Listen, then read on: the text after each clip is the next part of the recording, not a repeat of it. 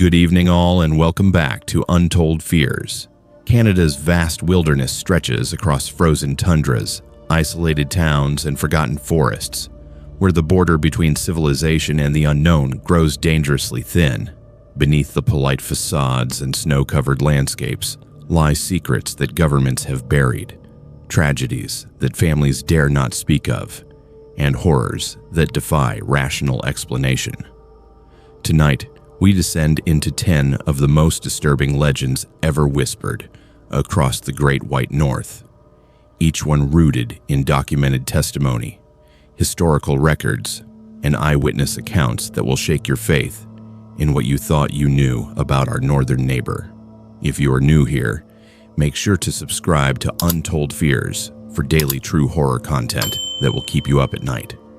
Hit that notification bell so you never miss when the darkness calls. Now, let us step into the shadows of the Canadian wilderness, where isolation breeds terror and the cold is not the only thing that kills. The scratching started around midnight that January night in 2019, right when I was settling into my isolated cabin deep in the Algonquin Park wilderness of northern Ontario. I was 31 then, working as a wilderness guide for an outfitter company based out of Huntsville, and I had decided to take a solo winter retreat in this remote cabin that my company maintained for off-season staff use. The place was located approximately 47 miles from the nearest town, accessible only by snowmobile during winter months, and surrounded by dense pine forests that seemed to swallow all sound and light. I remember thinking how peaceful the silence felt that first evening, how the wood stove crackled with a comforting rhythm, how the stars burned impossibly bright through the frosted windows. I was so wrong about the peace. The cabin itself was a sturdy log structure built in the 1970s, with one main room serving as kitchen and living space, a small bedroom, barely large enough for a double bed, and an outhouse positioned about 20 feet from the back door. The walls were thick, the insulation decent enough for the brutal Canadian winters, and I had stocked enough supplies to last me the planned 3 weeks of solitude I craved, after a chaotic tourist season. My nearest neighbors, if you could call them that, were a retired couple named the Tremblays, who lived in a similar cabin roughly 5 miles to the southeast, though I had no plans to visit them during my stay. That first scratch came from the north wall, the one facing deeper into the forest. It was not the sound of a branch scraping against wood or an animal brushing past the exterior. It was deliberate, rhythmic, like fingernails being dragged slowly across the logs from outside. I froze with my book still open on my lap, listening. The scratching continued for perhaps 30 seconds, moved horizontally about 6 feet along the wall, then stopped abruptly.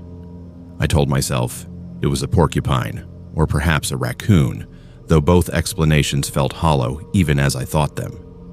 The temperature outside was minus 28 degrees Celsius that night. Nothing should have been moving around out there. I forced myself to continue reading, but my attention kept drifting to that north wall, waiting for the sound to return. It did not come back that night, and eventually I fell into an uneasy sleep around 2 a.m. in the morning. When I woke the next day, I bundled up and went outside to investigate. The snow around the cabin was pristine and untouched except for one disturbing detail. There were tracks circling the entire structure, and they were not animal tracks. They were barefoot human prints, impossibly fresh in the morning snow, each toe clearly defined, each print sinking about 3 inches deep. But the stride was wrong. The distance between prints was nearly 7 feet, far longer than any normal human gait, and there were only prints arriving at the cabin. There were no prints leading away. I spent that entire day trying to rationalize what I had seen. Perhaps someone had walked backward in their own prints. Perhaps it was a prank by locals who somehow knew I was there. Perhaps I had misread the tracks entirely. But when I returned inside and looked at the north wall from the interior, I saw something I had missed the night before. There were fresh gouges in the wood, 4 parallel lines dragged horizontally exactly where I had heard the scratching.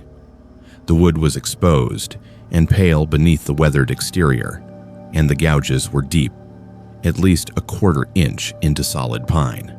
The second night, the scratching returned at exactly midnight, but this time it was accompanied by something else: whispers. I cannot adequately describe how wrong those whispers sounded. They seemed to come from directly outside the window beside my bed, spoken in a language I did not recognize, but which carried a cadence that felt ancient and wrong. The words rose and fell in a rhythmic chant, and beneath them I could hear that same deliberate scratching circling the cabin. I grabbed my flashlight and my hunting rifle, chambered around with shaking hands, and shouted through the door that I was armed and would shoot. The whispers stopped immediately. The scratching stopped. The silence that followed was somehow worse than the sounds had been. I did not sleep that night. I sat in a chair facing the door with my rifle across my lap, watching the windows, waiting for something to appear. Nothing did. But when dawn came and I went outside again, I found the tracks had multiplied. There were now dozens of those impossibly long-strided barefoot prints in the snow, all circling the cabin in a spiral pattern that tightened as it approached the walls. And in the center of the spiral, directly in front of my door, something had been arranged in the snow. It was a small pile of bones, bleached white and picked clean, arranged in a shape that resembled a human figure, but with the proportions all wrong, the limbs too long, the skull elongated. I knew then that I should leave, that something was very wrong with this place. But I also knew that snowmobiling 47 miles through dense forest in the dark was suicide. I would have to wait for daylight, and daylight was still 3 hours away. I went back inside, locked the door, pushed my dresser against it, and waited. The whispers started again around 4 a.m. in the morning, but this time they were not outside. They were coming from inside the cabin, from the bedroom, speaking in that same guttural, unknown language. I could see into the bedroom from where I sat.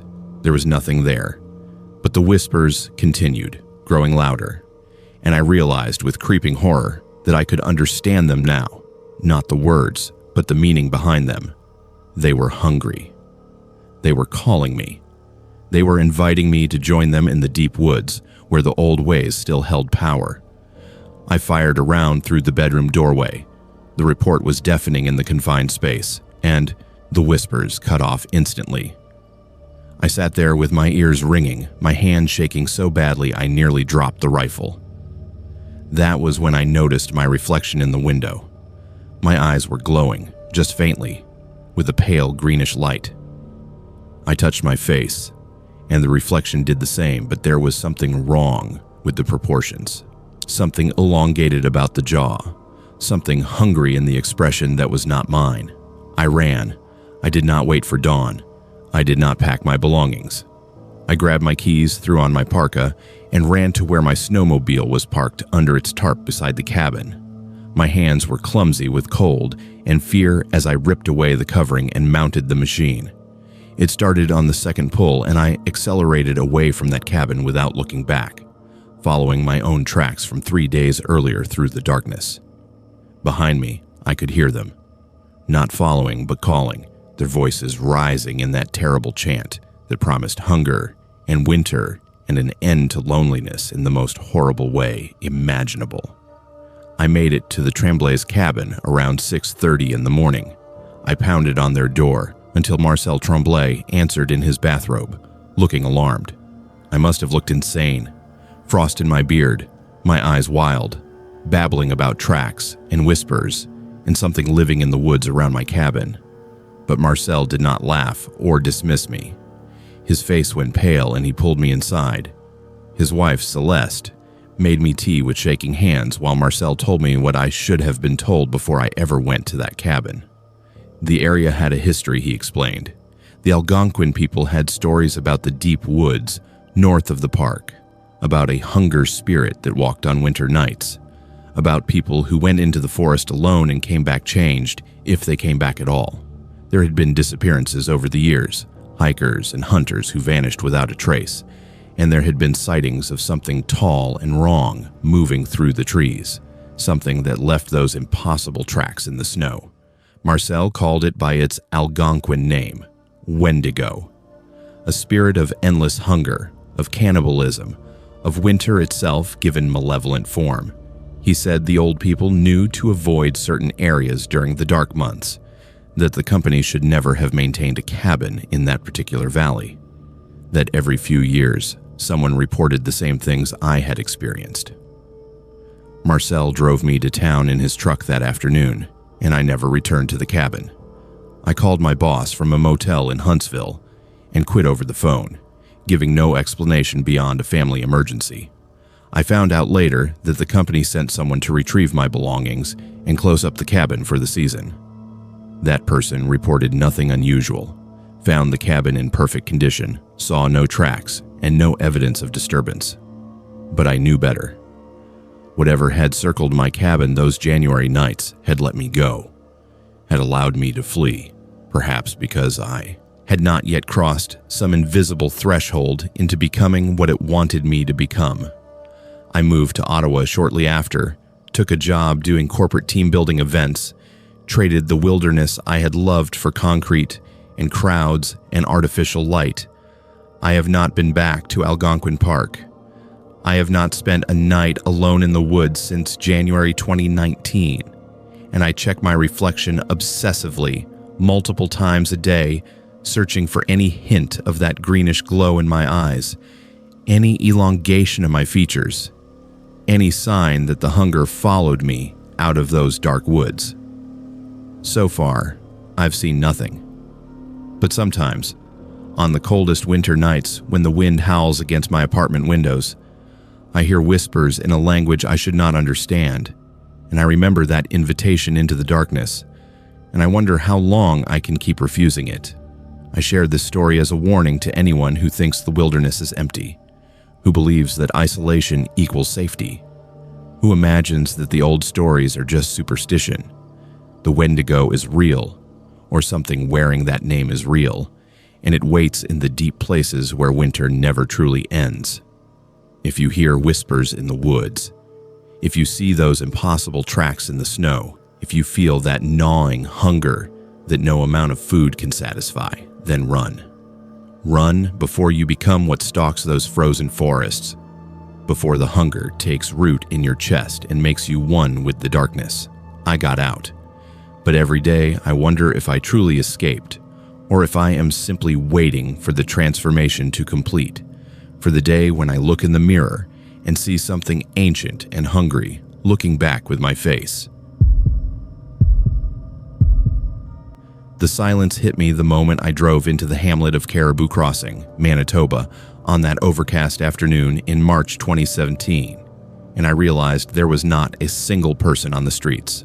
I was 29 then, a documentary filmmaker specializing in rural depopulation across the Canadian prairies, and I had driven approximately 180 miles north from Winnipeg to interview residents of this small community that had somehow survived while neighboring towns withered and died. According to the most recent census data, Caribou Crossing had a population of 247 people, most of them descendants of Ukrainian and Métis settlers who had farmed this land for over a century. I had scheduled interviews with the mayor, the pastor of the local Lutheran church, and 3 longtime residents who had agreed to share their stories on camera. None of them answered when I knocked on their doors that afternoon. The town itself consisted of one main street roughly half a mile long, lined with the typical structures of prairie settlements. A grain elevator painted red and white, a general store with a false front that belonged to another era, a small brick building that served as both post office and municipal office, a white clapboard church with a steeple, perhaps 30 houses of various ages and states of repair, and not much else. The place had that weathered, wind-scraped appearance common to Manitoba towns, where the sky feels too big and the horizon stretches endlessly in all directions. But something was wrong beyond the absence of people. The wrongness was in the details. The general store's door stood open, swinging gently in the cold wind. A pickup truck sat idling in front of the church, its engine running, keys in the ignition, driver's door ajar. Lights were on in several houses. Smoke rose from at least 4 chimneys. But there were no people. I parked my rented SUV in front of the general store and got out, calling hello into the wind. My voice seemed to vanish into the vast emptiness of the prairie. No dogs barked. No curtains twitched in windows. Nothing moved except the open door of the store and a piece of newspaper tumbling down the empty street. I approached the idling truck first, thinking perhaps someone had just stepped away momentarily. The cab was warm, the radio playing soft country music, and a cup of coffee sat in the holder still steaming. The driver had been there minutes ago, maybe less, but there were no footprints in the patchy snow leading away from the vehicle, no indication of where they had gone. I tried my cell phone. No service, which was not unusual in remote areas, but I had checked before leaving the highway and had at least 2 bars. Now I had nothing. I walked to the general store and stepped inside, the bell above the door chiming cheerfully. The interior smelled of coffee and dust and something else, something faintly chemical that I could not identify. The lights were on. The coffee maker behind the counter was half full and still warm. On the counter sat a half-eaten sandwich and an open cash register with bills and coins visible in the drawer. On the floor near the back of the store lay a shopping basket containing milk, bread, and eggs. It was as if everyone had simply vanished mid-action, mid-thought, mid-life. I spent the next hour going door to door, knocking, calling out, trying every unlocked entrance I could find. I found meals half-eaten on kitchen tables, televisions playing 2 empty rooms, a bathtub still full of cooling water, children's toys scattered across living room floors, a dog bowl filled with food that no animal had touched. In one house, I found a birthday cake on the dining room table with 28 candles. Only 12 of them burned down, as if the celebration had been interrupted moments after the singing began. The wrongness intensified with each empty house, each interrupted life. This was not evacuation. This was not planned. This was something else entirely. I returned to the municipal office and forced open the locked filing cabinet in the back room. I'm not proud of breaking in, but I needed answers, and I was growing increasingly frightened as the afternoon light began to fail. What I found in those files made my hands shake as I photographed page after page with my camera. The census records showed discrepancies that should have been impossible. The official population of 247 residents listed in the 2016 census matched the voter registration and health records, but there was another document dated 1987, a yellowed typewritten report from Manitoba Provincial Services that listed Caribou Crossing as relocated population 0 status closed. According to this document, the entire town had been evacuated overnight on March 15, 1987, exactly 30 years ago to the day. The reason given was environmental contamination requiring immediate relocation. But if the town was evacuated in 1987, who had been living here? Who had I been scheduled to interview? I photographed everything I could find and was preparing to leave when I heard a voice behind me say, "You should not be reading those files." I spun around to find a woman standing in the doorway, perhaps 35 years old with dark hair and eyes that seemed too large for her thin face. She wore a heavy winter coat and boots caked with mud, and she watched me with an expression that mixed fear and resignation. Her name was Harper, she told me, and she was the only one left because she had been outside the town limits when it happened. "When what happened?" I asked. She closed the door behind her and told me a story that defied everything I thought I knew about reality.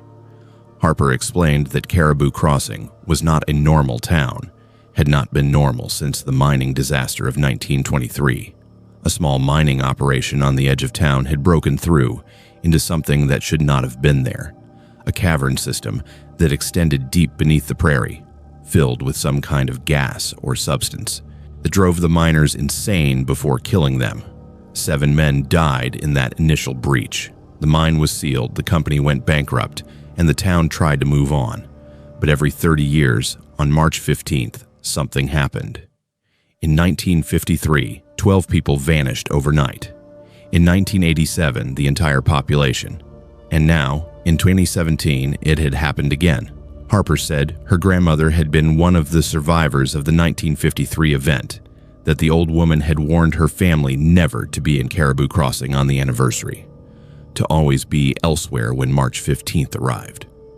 Harper had been visiting friends in Winnipeg, had returned to find the town exactly as I had found it, empty and interrupted, with no trace of where 247 people could have gone. I did not want to believe her. Every rational part of my mind screamed that this was impossible, that there had to be another explanation, that mass disappearances did not happen in modern Canada. But then Harper led me to the old mine site on the eastern edge of town, and I heard it. A humming, low and rhythmic, rising from the ground itself.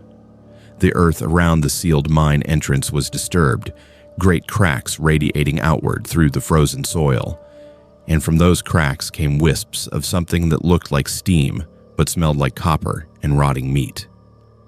The humming intensified as we approached, and I felt it in my bones, a vibration that made my teeth ache and my vision blur. Harper grabbed my arm and pulled me back, saying we needed to leave immediately, that the sun was setting and nothing should be here after dark. We ran back to my SUV, but Harper insisted we take her truck instead, parked behind the church. She said my rental would be tracked, that questions would be asked, that I needed to trust her if I wanted to survive this. I grabbed my camera equipment and got into her battered Ford pickup, and we accelerated out of Caribou Crossing just as the sun touched the horizon. I looked back once and saw them, or thought I saw them, emerging from the ground near the old mine site. Shadows that stood upright but moved wrong, dozens of them, hundreds perhaps, their shapes elongated and flickering as if they could not quite maintain solidity in the fading light. Harper drove faster, her knuckles white on the steering wheel, and told me not to look back, that looking made it worse, that the disappeared were down there somewhere, and what came up in their place was something else entirely. We drove straight through to Winnipeg, stopping only once for gas in a small town where Harper paid cash and avoided the security cameras. She explained that the government knew about Caribou Crossing, had known since at least 1953, that the evacuation in 1987 had been an attempt to close the town permanently. But somehow people had returned, drawn back over the years, repopulating the empty houses, living their lives as if the town had never been closed. Harper believed the mine, or whatever was beneath the mine, called people to it, needed people for some purpose that human minds could not comprehend. Every 30 years it took them, pulled them down into the earth, and used them for something. She did not know what. She did not want to know. I went to the authorities, of course. I went to the RCMP detachment in Winnipeg the next morning with Harper beside me and showed them my photographs and told them my story. They listened politely, took notes, and said they would investigate. 2 days later, a representative from Manitoba Provincial Services contacted me and explained that Caribou Crossing was an abandoned settlement, had been abandoned since 1987, and that any structures I had found were derelict buildings occasionally used by squatters and vandals. They suggested I had been confused, disoriented perhaps by the remote location and long drive. They strongly suggested I delete my photographs and footage and stop making inquiries that could damage Manitoba's reputation and discourage tourism. When I refused, they had my documentary funding pulled by pressuring my grant sponsors. When I tried to return to Caribou Crossing a week later, I found the highway blocked by construction barriers and detour signs that led away from the town. By the time I found an alternate route 3 days later, Caribou Crossing was gone, not abandoned, not derelict, gone. Every building had been demolished, every structure removed, the land graded flat and empty as if the town had never existed. The old mine site had been filled with concrete, dozens of truckloads of it, sealed under a cap that must have been 20 feet thick. No historical markers, no signs, just empty prairie stretching to the horizon. I photographed the emptiness, but my photographs proved nothing. Grass was already growing through the disturbed soil. Within a year, you would never know a town had stood there for over a century. Harper vanished shortly after giving her statement to the RCMP. I tried to contact her for weeks, but her phone number stopped working. Her apartment in Winnipeg was empty, and no one seemed to know where she had gone. I suspect she was relocated, given a new identity perhaps, or perhaps she simply ran as far from Manitoba as she could get. I do not blame her. I left Manitoba myself 6 months later, moved to Vancouver, and tried to continue my career documenting rural life. But I cannot forget Caribou Crossing, cannot stop wondering where those 247 people went, what purpose they served in the darkness beneath the prairie.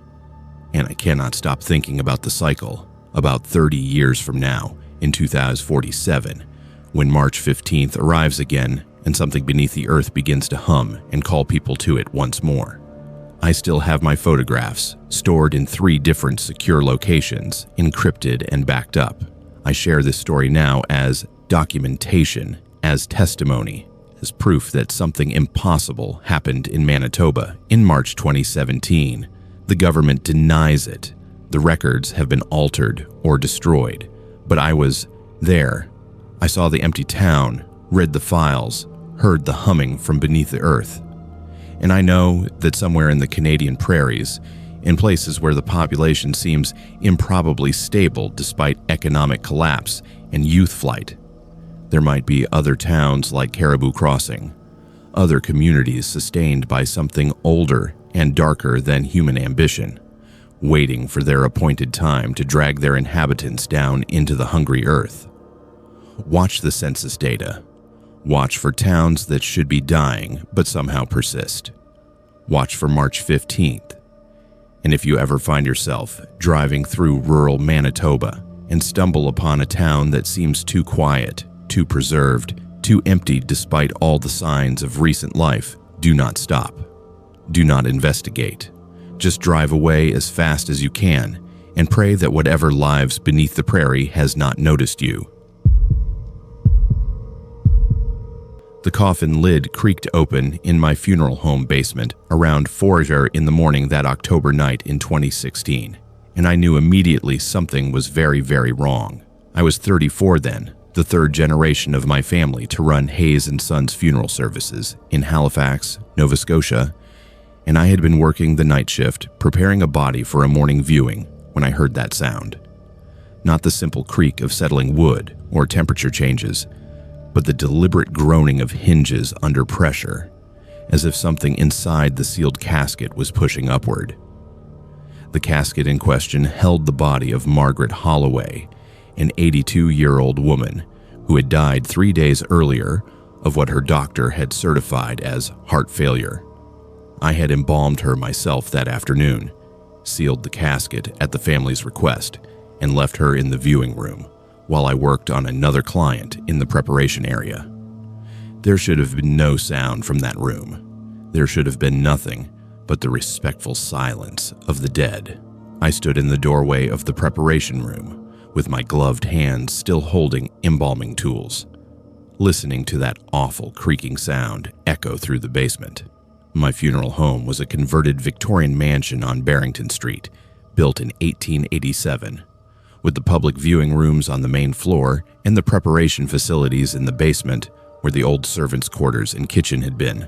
The basement had concrete walls, fluorescent lighting, stainless steel tables, and all the modern equipment necessary for my profession, but it still retained some of the original structure, including the heavy oak door that separated the preparation area from the viewing room.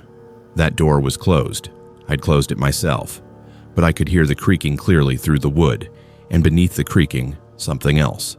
Scratching. The unmistakable sound of fingernails dragging across satin lining. I forced myself to move, to cross the basement and open that door. Professional obligation warred with primal fear as I turned the handle and stepped into the viewing room. The casket sat on its brass stand beneath soft lighting, exactly as I had left it. The lid was closed, but even as I watched, the scratching intensified, and the lid shifted, rising perhaps an inch before settling back down. I approached on legs that felt like they belonged to someone else, my rational mind cataloging impossible explanations. Rigor mortis did not work this way. Post-mortem muscle contractions did not produce deliberate scratching sounds. The dead did not wake. The dead did not move. But Margaret Holloway's casket was moving. I opened the lid with shaking hands, and what I saw made my stomach turn.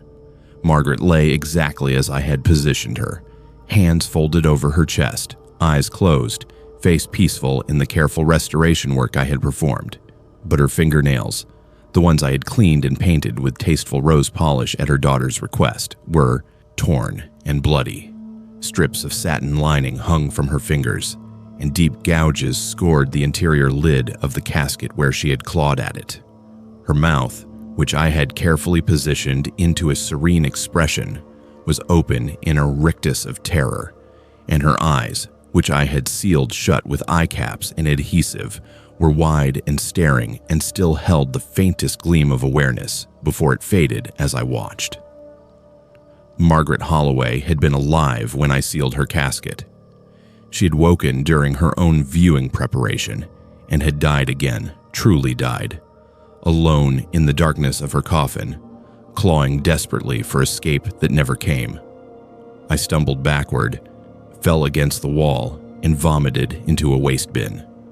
My entire understanding of my profession, of death itself, shattered in that moment. I had examined Margaret thoroughly before embalming. I had checked for vital signs, as I always did. There had been no pulse, no respiration, no pupil response, nothing to indicate life. Her doctor had pronounced her dead.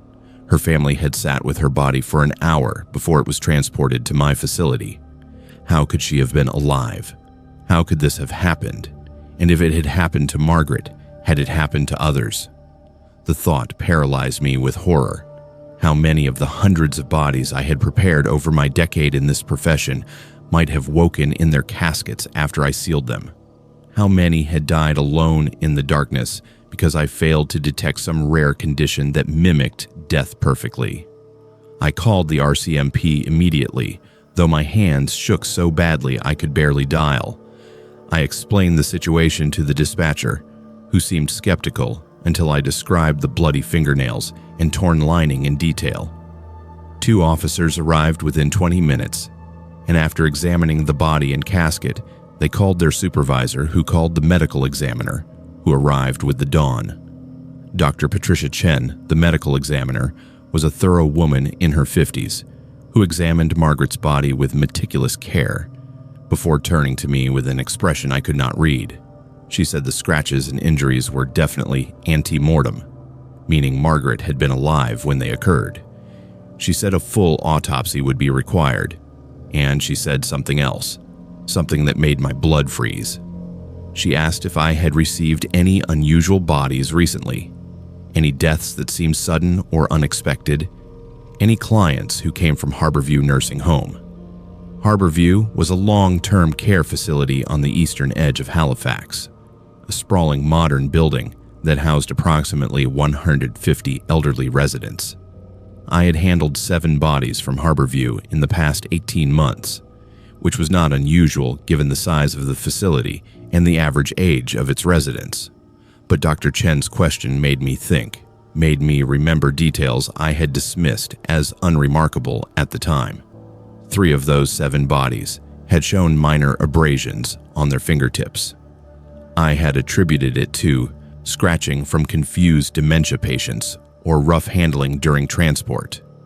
Now I wondered if it had been something else, if those individuals had also woken after being declared dead, had clawed weakly at their surroundings before slipping away again. Dr. Chen requested the files on all 7 Harborview deaths, and when she reviewed them, a pattern emerged that should have been obvious, but somehow had been overlooked by everyone involved. All 7 individuals had been declared dead by the same physician, Dr. Charlotte Reeves, a 67-year-old general practitioner who had worked at Harborview for 22 years. All 7 had died suddenly of apparent heart failure or stroke, despite being in relatively stable condition hours before, and all 7 had been transported to funeral homes within 90 minutes of death pronouncement, unusually fast even by nursing home standards. Dr. Chen took her findings to the police, and I was questioned extensively about my procedures, my observations, anything I could remember about those 7 bodies. I told them everything, including the fingertip abrasions, including the uneasy feeling I had dismissed as professional paranoia when I prepared the 4th Harborview body and thought I saw the chest move just once, before deciding it was my imagination. The investigation expanded rapidly. Police exhumed the bodies of all 7 individuals I had prepared from Harborview, and the autopsies revealed what Dr. Chen had suspected. 3 of them showed clear evidence of having regained consciousness after burial. Scratch marks inside coffin lids, splinters under fingernails, signs of suffocation rather than the original declared causes of death. The other 4 were too decomposed to make definitive determinations, but circumstantial evidence suggested similar fates. The families were devastated. I was devastated, and Dr. Charlotte Reeves was arrested at her home in Bedford on 8 counts of attempted murder and 3 counts of murder. The truth that emerged during the investigation was more horrifying than I could have imagined. Dr. Reeves had been administering a drug called vecuronium, a paralyzing agent used in surgical procedures, to patients she selected based on criteria only she understood. The drug induced complete paralysis, including respiratory muscles, creating the appearance of death, while the victim remained conscious and aware. The paralysis would eventually wear off after several hours, by which time the victim had usually been embalmed or buried. Dr. Reeves had been doing this for at least 4 years, possibly longer.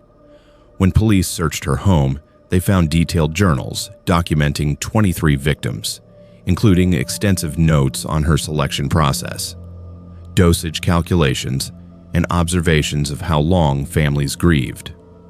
She had been conducting an experiment, she told police during interrogation, studying the nature of consciousness and death, proving that modern medicine had lost the ability to truly confirm death in an age of mechanical certification.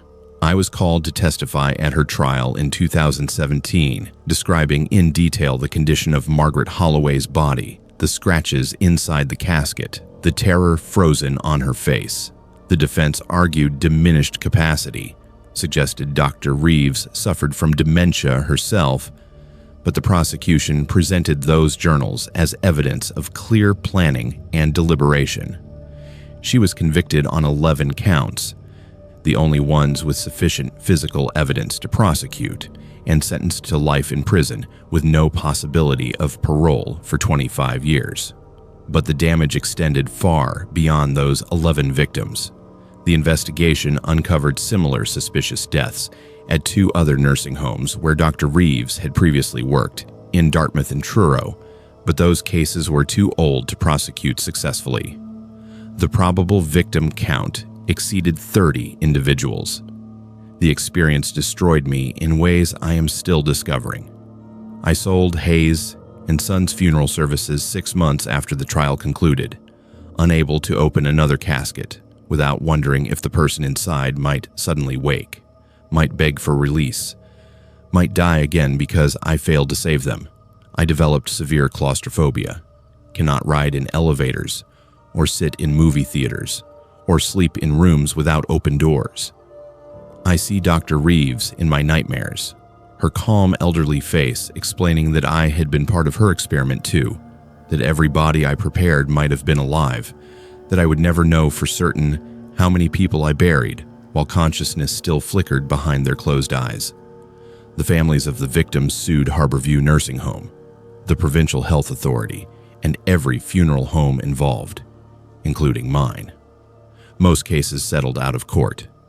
I testified in every proceeding I was asked to attend, describing procedures and observations, accepting whatever blame was assigned to me. The Canadian Funeral Services Association implemented new protocols requiring multiple confirmation checks before preparation could begin, including mandatory waiting periods and additional verification by independent physicians. But protocols cannot undo what happened. Rules cannot unbury the people who woke in darkness and died alone. I work now in medical equipment sales, as far from death care as I could get while still using some portion of my training. I live in a small apartment in downtown Halifax with windows that open and doors that never lock. I avoid funerals. I avoid nursing homes.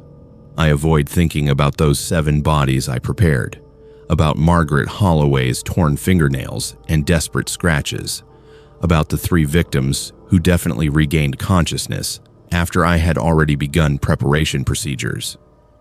Did they feel the embalming fluid entering their arteries? Did they understand what was happening to them? Did they blame me in those final moments of true death? These questions have no answers, but they wait for me every night when I try to sleep, patient and terrible and inescapable. I share this story as a warning and a confession, a warning that the systems we trust to distinguish death from life are imperfect, that doctors can be monsters, that the transition we call death is more complex and uncertain than we like to believe, and a confession that I failed, that my professional certainty blinded me to signs I should have questioned, that people died in the worst way imaginable because I accepted appearances without doubt. If you have elderly family members in care facilities, question sudden deaths. Demand second opinions. Insist on longer waiting periods before preparation. Do not let what happened to Margaret Holloway and the others happen to someone you love. And if you work in death care, check again. Check one more time. Live with doubt, because the alternative, the certainty that leads to sealing someone alive in their casket, is a burden that will break you as surely as it broke me. The bride in the bloody wedding dress appeared in my hotel room mirror around 2:30 in the morning, that Valentine's Day in 2018, and she was not smiling. I was 26 then, working as a night concierge at the Banff Springs Hotel in Alberta, one of the grand railway hotels built by the Canadian Pacific Railway in 1888, and allegedly one of the most haunted locations in Canada. I had heard all the ghost stories during my training, had smiled politely at the tales of phantom brides and vanishing bellmen, had dismissed them as marketing tools designed to attract tourists who wanted a thrill with their mountain vacation. I was not a believer in the supernatural. I was a practical person who needed a job and did not mind working overnight shifts in a beautiful historic building. That belief system lasted exactly 6 weeks, until the night she appeared in my mirror and I understood that some stories are told not to attract tourists, but to warn the people who work in places where the past refuses to stay buried. My shift that night had been routine until around 2 in the morning. I was stationed at the desk in the historic wing, the original section of the hotel that dated back to the 1920s reconstruction, after a fire destroyed much of the original building. This wing was less popular with guests, despite its architectural beauty. The rooms, decorated in period style with heavy furniture and old-fashioned fixtures that some visitors found charming and others found unsettling. I had checked in 3 late arrivals, answered questions about ski conditions and restaurant hours, and was reading a novel during the quiet hours when all sensible people were asleep. The hotel corridors were silent except for the constant creaking that old buildings make, the settling of century-old timbers, and the whisper of heating systems pushing air through ancient ductwork. I was accustomed to those sounds. They no longer registered as unusual or threatening, but the sound that drew my attention around 2:15 was different. It was music, faint and distant, the kind of waltz that would have been played at elegant parties 100 years ago, drifting down from somewhere above my desk. I checked the event schedule. There were no weddings or parties that night. The ballrooms were closed. The music continued, and after a few minutes I decided to investigate, if only to confirm that someone had left a television or radio playing in an empty function room. I took the master key card and climbed the service stairs to the ballroom level, following the music to the small ballroom at the eastern end of the historic wing.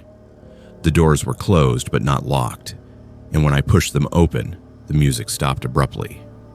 The ballroom was dark, empty, with chairs stacked against the walls and the dance floor bare, but the air was cold, far colder than it should have been, and I could see my breath misting in front of my face despite the building's excellent heating system. I stood in the doorway for perhaps 30 seconds, feeling foolish and inexplicably frightened, before retreating to the corridor and closing the doors behind me. I was walking back toward the stairs when I saw her for the first time.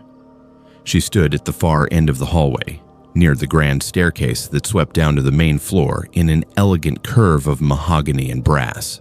She wore a white wedding dress from the 1920s, beaded and elaborate, with a long veil that trailed behind her, and the dress was covered in blood, dark stains spreading across the bodice and skirt, dripping onto the carpet beneath her feet. She was not transparent or ethereal like ghosts are supposed to be in movies. She looked solid and real and absolutely terrifying as she began to move toward me with a gliding motion that did not quite match normal walking. I ran. I am not proud of it, but I ran back to my desk and locked myself in the small office behind the concierge station, my heart hammering so hard I thought I might vomit. I tried to rationalize what I had seen: a guest playing a prank, someone in costume from a late party, a hallucination brought on by fatigue. But I knew the truth, even as I tried to deny it. I had seen the bride, the famous ghost of the Banff Springs Hotel, the woman who supposedly died on her wedding night in 1928 when she tripped on her dress and fell down that grand staircase, breaking her neck. The story was in every ghost tour book, on every paranormal investigation website. I had dismissed it as legend.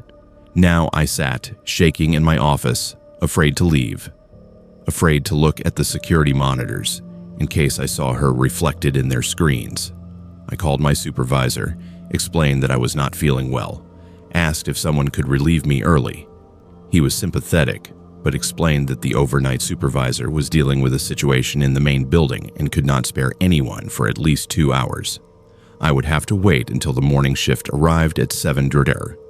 I spent those hours in the office with the door locked, jumping at every sound, watching the clock with desperate attention. At 6:45, I finally worked up the courage to unlock the office and prepare for the handoff to the day shift. The historic wing was quiet, the corridors empty and normal in the pre-dawn light beginning to filter through the windows. I was packing my belongings when I passed the mirror behind the concierge desk, a large antique piece in a gilt frame that reflected the corridor and staircase.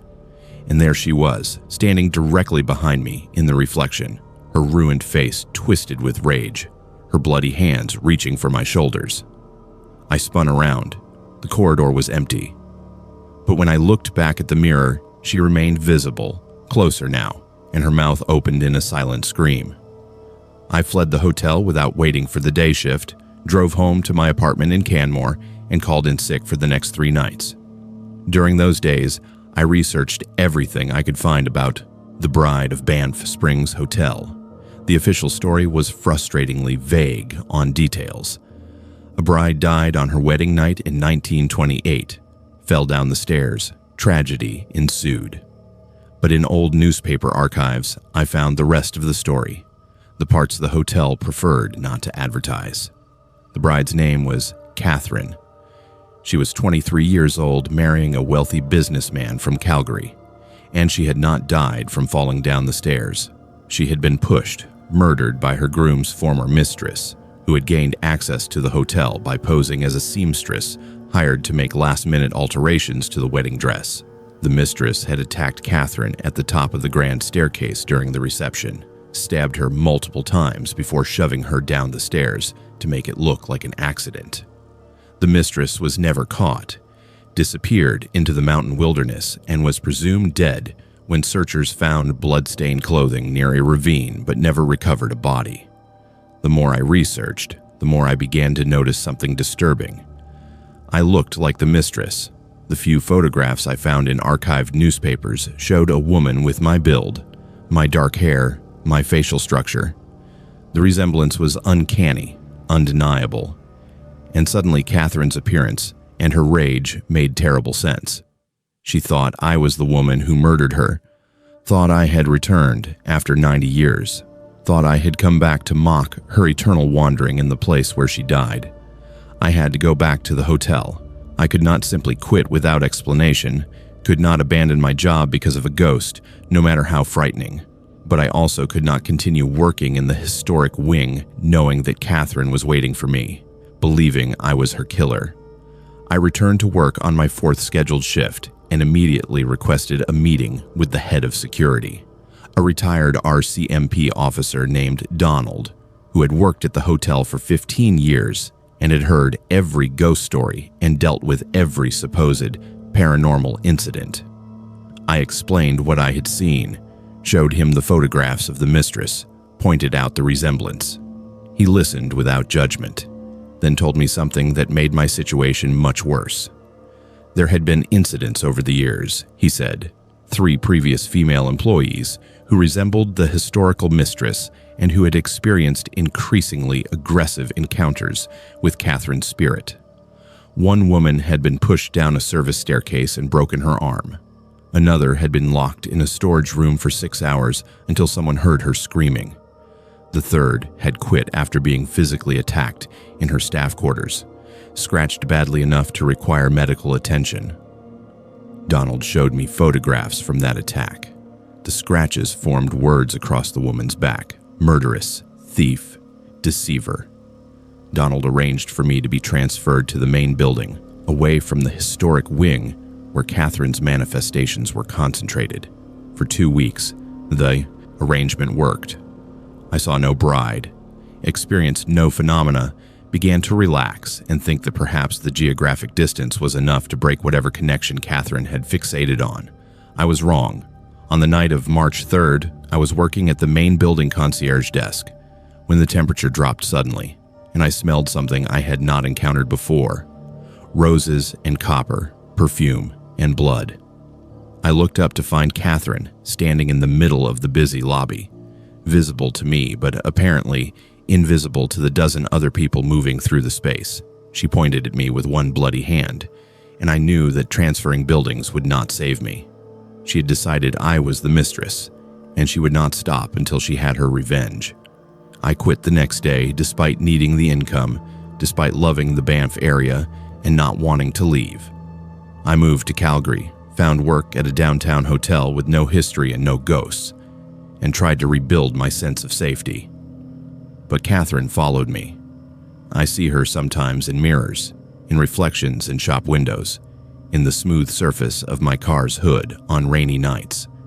She never comes close, never attacks, but her presence is constant, a reminder that I wear the face of a murderer and carry a guilt that is not mine, but which Catherine cannot distinguish from the real thing. I consulted with paranormal investigators, with indigenous spiritual advisors, with a Catholic priest who performed a blessing over my apartment. Nothing has made her leave entirely. The best I have managed is to reduce her appearances from daily to weekly, from clear manifestations to fleeting shadows at the edge of vision. I contacted one of the previous employees who had experienced Catherine's attacks, a woman named Jennifer who now lived in Vancouver. She told me that the haunting had faded over time, that Catherine had eventually lost interest as years passed, and the resemblance to her killer became less relevant as fashions changed, and Jennifer aged beyond the mistress's eternal 30-year-old appearance. Jennifer said I needed to be patient, to endure, to wait out a ghost's obsession the way you might wait out a stalker's fixation. She also warned me never to return to the Banff Springs Hotel because proximity to the place where Catherine died would intensify the haunting, might even give the spirit enough strength to cause real physical harm. I have heeded that warning. I have not been back to Banff, avoid the mountains entirely, and plan my life around staying as far from that historic hotel as possible. I share this story as a warning to anyone who works in historic hotels or buildings with documented hauntings. The ghosts are real, or something wearing that name is real, and they carry grudges that span decades and centuries. If you resemble someone from a building's tragic history, if you find yourself experiencing impossible phenomena, if you see figures that others cannot see, then leave. Your job is not worth the psychological damage of being hunted by something that died before you were born. I thought I was practical and sensible and immune to superstition. Catherine taught me that the dead do not care about skepticism, that trauma echoes through time in ways we do not understand, and that some places hold their tragedies so tightly that the past becomes present, and the boundary between life and death dissolves into something that traps the living as surely as it traps the dead. I got out, but Catherine's face still watches me from reflections, patient and accusing and eternally convinced that I owe her a debt I can never pay. My truck headlights caught the figure standing in the middle of the frozen ice road around 11 in the evening that February night in 2015, approximately 200 miles north of Yellowknife, Northwest Territories, and every instinct I had screamed at me to keep driving. I was 38 then, an ice road trucker with 12 years of experience hauling supplies to remote diamond mines and isolated communities across the frozen lakes and tundra of Canada's far north. The ice roads are temporary highways that exist only during the coldest months, routes across frozen lakes and rivers that disappear with the spring thaw, and driving them requires constant vigilance, knowledge of ice conditions, and respect for the brutal environment that can kill you in minutes if something goes wrong. I had made this particular run dozens of times, knew every landmark and hazard, understood the rhythm of solitude that comes with 16-hour shifts in a truck cabin with nothing but darkness and endless white stretching in every direction. But I had never seen someone standing alone in the middle of the road at 11 at night in minus 40-degree temperatures, and I knew immediately that something was very wrong with this situation. The figure was a woman, or appeared to be a woman from the silhouette visible in my headlights. She wore what looked like a thin jacket, no parka or proper cold weather gear, and she stood perfectly still as my truck approached, not waving for help or moving to the side of the road. I slowed down, my rig's diesel engine rumbling as I downshifted, and reached for the CB radio to report the situation to dispatch. But the radio produced only static, which was unusual. I always had communication at this point in the route, even if reception was sometimes poor. I brought the truck to a complete stop about 50 feet from the figure and rolled down my window, the cold air hitting me like a physical blow despite my heavy clothing.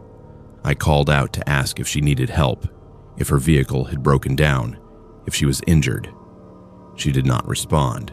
She just stood there in my headlights, and as my eyes adjusted, I realized something that made my stomach clench with fear. She was not wearing shoes. Her feet were bare on the ice, and she was not shivering or showing any signs of hypothermia despite exposure that should have killed her within minutes. I grabbed my emergency kit and climbed down from the cab, leaving the engine running and the lights on. The cold was vicious, the kind of cold that makes breathing painful and freezes moisture in your nostrils instantly. I approached the woman slowly, calling out to her, but she still did not respond or acknowledge my presence. Then she moved, not toward me but away, walking with stiff mechanical steps toward the darkness beyond my headlights. She pointed with one arm extended, indicating something off the road, and then she vanished. Not walked into the darkness, but vanished. Blinked out of existence like someone had, switched off a light. I stood there with my flashlight shaking in my hand, my rational mind trying to process what I had just witnessed, while some deeper survival instinct urged me to get back in my truck and leave immediately. But I did not leave. I moved my flashlight in the direction she had pointed and saw something that made me forget about the impossible disappearing woman. There were tracks in the snow leading off the road, vehicle tracks from something smaller than my rig. maybe a pickup truck or SUV. I followed them with my flashlight beam and spotted the vehicle about 100 yards from the road, partially obscured by drifted snow. It was a white Ford pickup with northern plates, and the driver's door was hanging open. I approached carefully, my mind racing through possibilities. Breakdown, accident, medical emergency, all scenarios I had encountered before in my years on the ice roads. But none of those scenarios explained the barefoot woman who had vanished, and none of them explained the feeling of dread that intensified with every step I took toward that abandoned vehicle. I reached the truck and shone my light inside. The cab was empty, but the keys were still in the ignition, and there was a child's car seat in the back, a pink and purple seat designed for a toddler. On the passenger seat sat a woman's purse, wallet visible inside with identification cards and cash still present. And on the snow beside the truck, barely visible in the drifting powder, were dark stains that could only be blood. I keyed my radio again, got nothing but static, and made the decision to investigate further. Following the blood trail and footprints in the snow, I walked approximately 75 yards to a small ice fishing hut that I had not noticed from the road. Light flickered through gaps in the hut's plywood walls, and I could hear voices inside, men talking in low, urgent tones. And beneath those adult voices, I heard something that made my blood run cold despite the brutal temperature. A child was crying. That particular exhausted, whimpering cry that children make when they have been crying for a long time and have no more energy for full sobs. I approached the hut as quietly as possible, which was difficult given the crunching snow beneath my boots, and positioned myself to look through one of the gaps in the wall. What I saw inside made me understand immediately that I had stumbled onto something far worse than a simple accident or stranded motorist. There were 6 people inside the hut, 4 women and 2 young children, all of them indigenous based on their appearance, all of them bound with zip ties and duct tape. Their faces showed bruises and signs of prolonged fear and suffering, and standing over them with a rifle in his hands was a man I recognized from truck stop posters, a man wanted in connection with the disappearances of multiple indigenous women across the Northern Territories. His name was Calvin Murdoch, and he was not alone.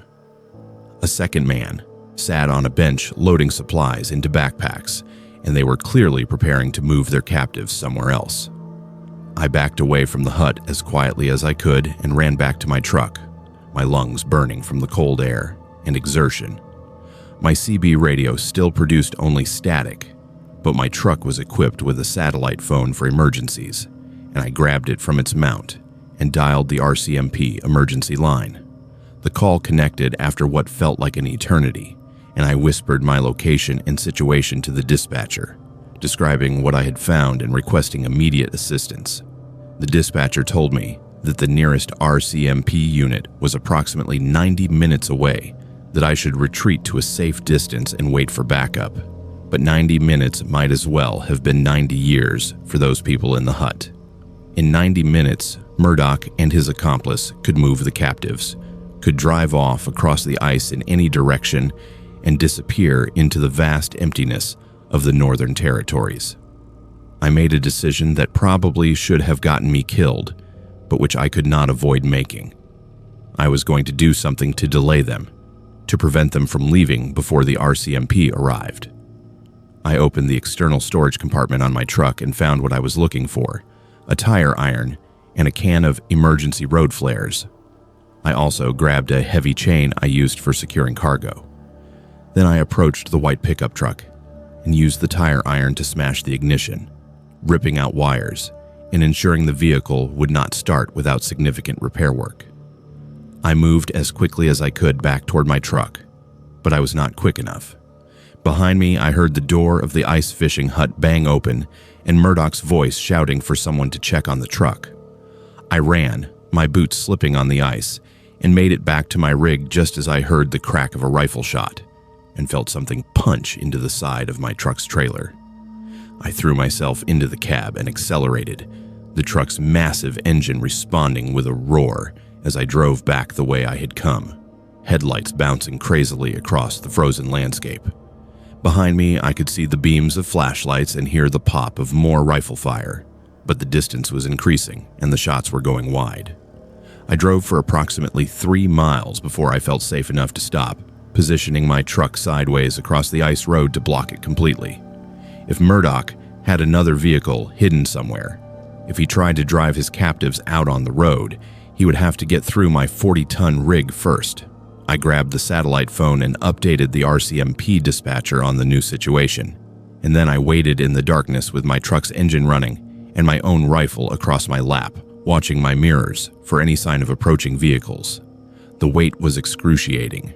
Every minute felt like an hour as I sat there wondering if I had done the right thing, if I had just condemned myself and those captives to death by interfering. The temperature in my cab was comfortable, but I was shaking anyway, adrenaline and fear coursing through my system. Then, around 1:30 in the morning, I saw lights approaching from behind me, from the direction of Yellowknife. It was a convoy of 3 RCMP vehicles, heavy-duty SUVs equipped for ice road travel, and I have never been so relieved to see police in my entire life. I explained the situation in person to the lead officer, a sergeant named Mackenzie who had been tracking Murdoch for 8 months. She told me to stay with my truck while her team approached the fishing hut, and I watched through binoculars as the RCMP moved in with tactical precision, surrounding the hut and calling for surrender through loudspeakers. What happened next unfolded quickly. Murdoch and his accomplice attempted to flee, running out onto the ice of the frozen lake with the intention of disappearing into the darkness. But the ice in that area was unstable, weakened by unusual weather patterns and underground currents. I heard the crack from where I sat, a sound like thunder rolling across the frozen landscape, and saw the ice give way beneath both men. They vanished into the black water, and despite immediate rescue attempts by the RCMP, neither man survived. The cold water kills in minutes, and the current beneath the ice carries bodies away into depths that never give them back. The captives were rescued without further incident. All 6 women and children were alive, suffering from exposure and trauma, but alive. They were transported immediately to Yellowknife Hospital for treatment and evaluation. The investigation that followed revealed the full scope of what Murdoch had been doing. He had been operating a trafficking network, targeting Indigenous women and children across the Northwest Territories, Alberta, and northern Saskatchewan for at least 3 years. The fishing hut had been one of multiple temporary holding locations where he kept victims before transporting them further south for exploitation. The RCMP recovered evidence linking him to 23 confirmed kidnappings and suspected involvement in at least a dozen unsolved disappearances. The woman I had seen standing in the road, the barefoot figure who pointed me toward the abandoned truck, was never identified or explained. When I described her to the RCMP and to the rescued captives, one of the older women became very quiet and then told me something that I still think about every day. She said that spirits sometimes intervene when evil becomes too great, that the land itself rises up to protect those who belong to it, that I had been guided by something older than any road or mine or human settlement. I do not know if I believe in spirits, but I know what I saw, and I know that I found those captives because something impossible led me to them. The experience changed me in ways I am still discovering. I continued working as an ice road trucker for 2 more seasons before the nightmares became too much and I transitioned to dispatching work, coordinating routes and safety protocols from an office in Yellowknife. I work now with Indigenous women's advocacy groups, supporting organizations that combat trafficking and violence against Indigenous people in remote communities. The families of the rescued captives have become part of my extended family, and I attend ceremonies and gatherings where I am welcomed as someone who helped in a moment of darkness. But I also carry the weight of knowing that 2 men died on the ice that night, that my actions directly led to their deaths, even if those deaths were accidental, and even if those men deserved whatever justice or fate found them. The RCMP cleared me of any wrongdoing, praised my intervention as heroic, but I still see those lights vanishing beneath the ice in my dreams, still hear the crack of the ice giving way, and wonder if there was another way the situation could have ended. I share this story as testimony to the crisis of missing and murdered Indigenous women in Canada, a crisis that continues despite increased awareness and government inquiries.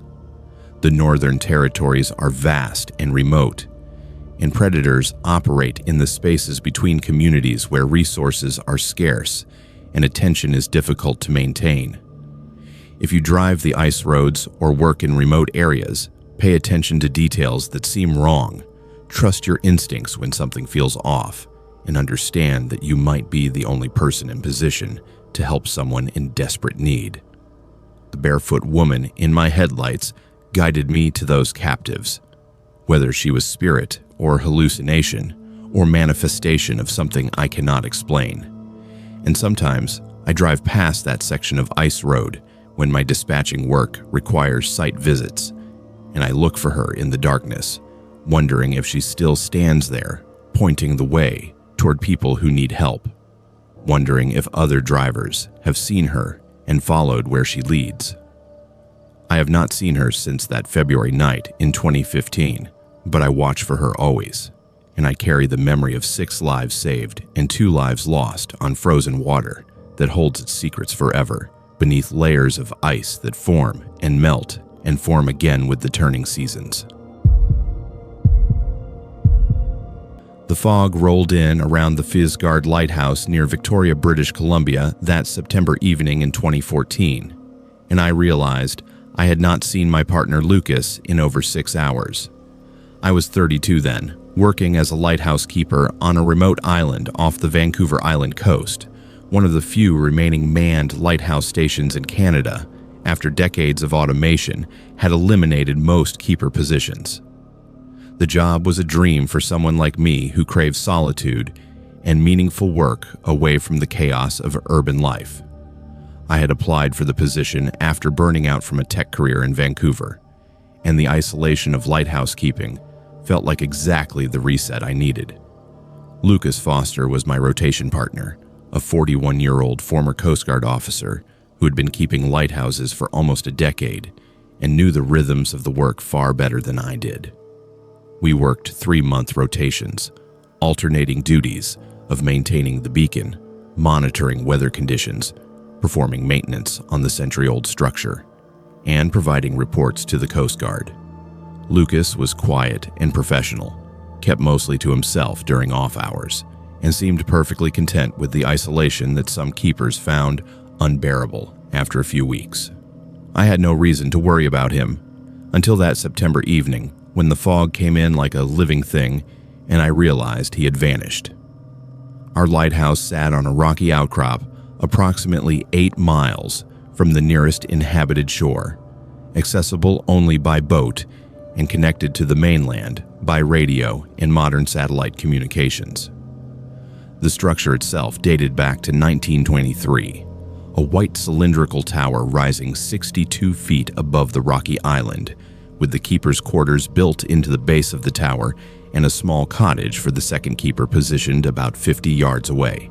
The island was barely 3 acres of rock and sparse vegetation with steep cliffs dropping to the ocean on 3 sides, and a small dock on the protected 4th side where our supply boat arrived twice monthly. You could walk the entire perimeter in 15 minutes.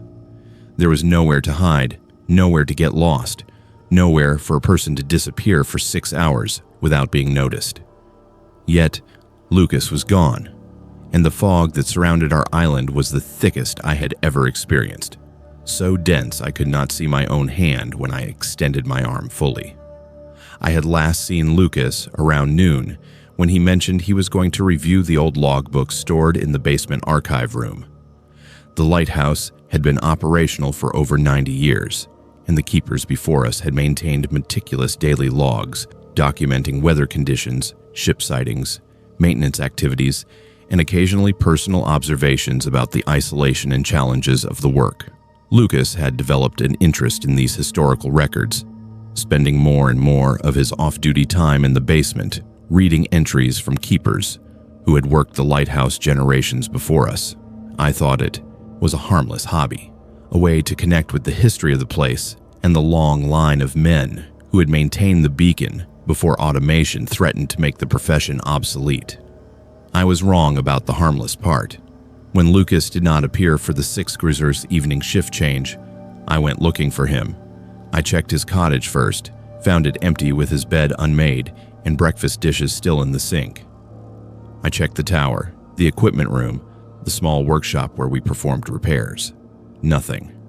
I descended to the basement archive room, a concrete space built into the foundation of the lighthouse with metal shelving, holding decades of logbooks, supply records, and maintenance documentation. The room was lit by a single bulb hanging from the ceiling, and the air smelled of mildew and old paper. Lucas was not there, but his work was visible. He had pulled perhaps a dozen logbooks from the 1890s and laid them open on the metal table in the center of the room, and he had been taking extensive notes on a yellow legal pad. I picked up the pad and read what he had written, and the first tingles of real fear began to crawl up my spine. The notes were obsessive, pages and pages of copied entries from a keeper named Samuel Whitmore, who had worked the lighthouse from 1892 to 1894. Whitmore's entries started normally enough, routine weather observations and ship traffic reports, but they gradually descended into increasingly disturbed commentary about the fog, about voices he heard in the mist, about shapes he saw moving on the rocks when the fog was thickest. Whitmore wrote about dreams of drowning, of being pulled beneath the waves by hands that were cold and impossibly strong, of waking to find his clothing soaked with seawater despite never leaving the lighthouse. And he wrote about the watchers in the mist, figures that stood just beyond visibility in the fog, waiting for something Whitmore could not understand. Lucas had copied all of this word for word, and beneath the copied entries he had written his own observations. He was experiencing the same phenomena. He heard the voices, he saw the shapes, and he believed that whatever Whitmore had encountered in 1894 was still here, still waiting in the fog. I grabbed Lucas's notes and ran back upstairs, my practical mind trying to rationalize what I had read. Isolation psychosis was a real phenomenon in lighthouse keeping. The loneliness and monotony could produce hallucinations and paranoia in susceptible individuals. Lucas had been reading disturbing historical accounts and had likely convinced himself he was experiencing similar events through the power of suggestion. That explanation felt reasonable until I reached the main floor and looked out the windows at the fog-shrouded island. Standing about 30 feet from the lighthouse, barely visible through the dense mist, was Lucas.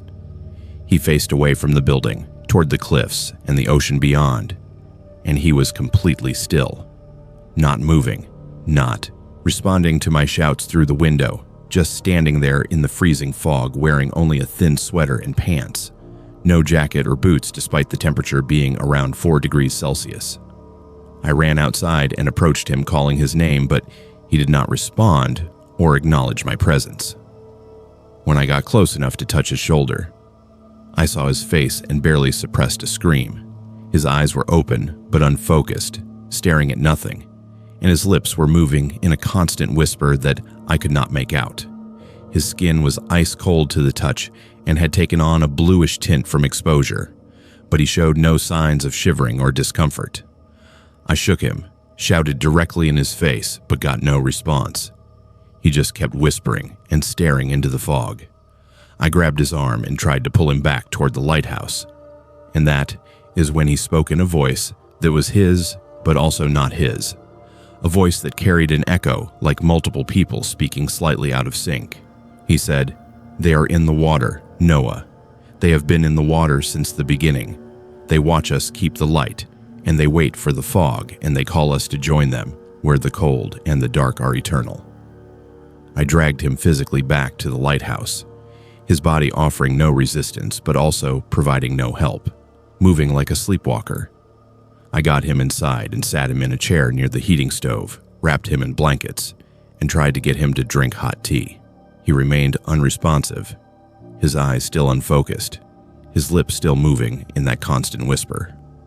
I radioed the Coast Guard and explained that I had a medical emergency, that my partner was experiencing what appeared to be severe hypothermia and possible psychological breakdown. They said they would send a boat, but the fog was making navigation extremely dangerous, and it might be several hours before they could reach us safely.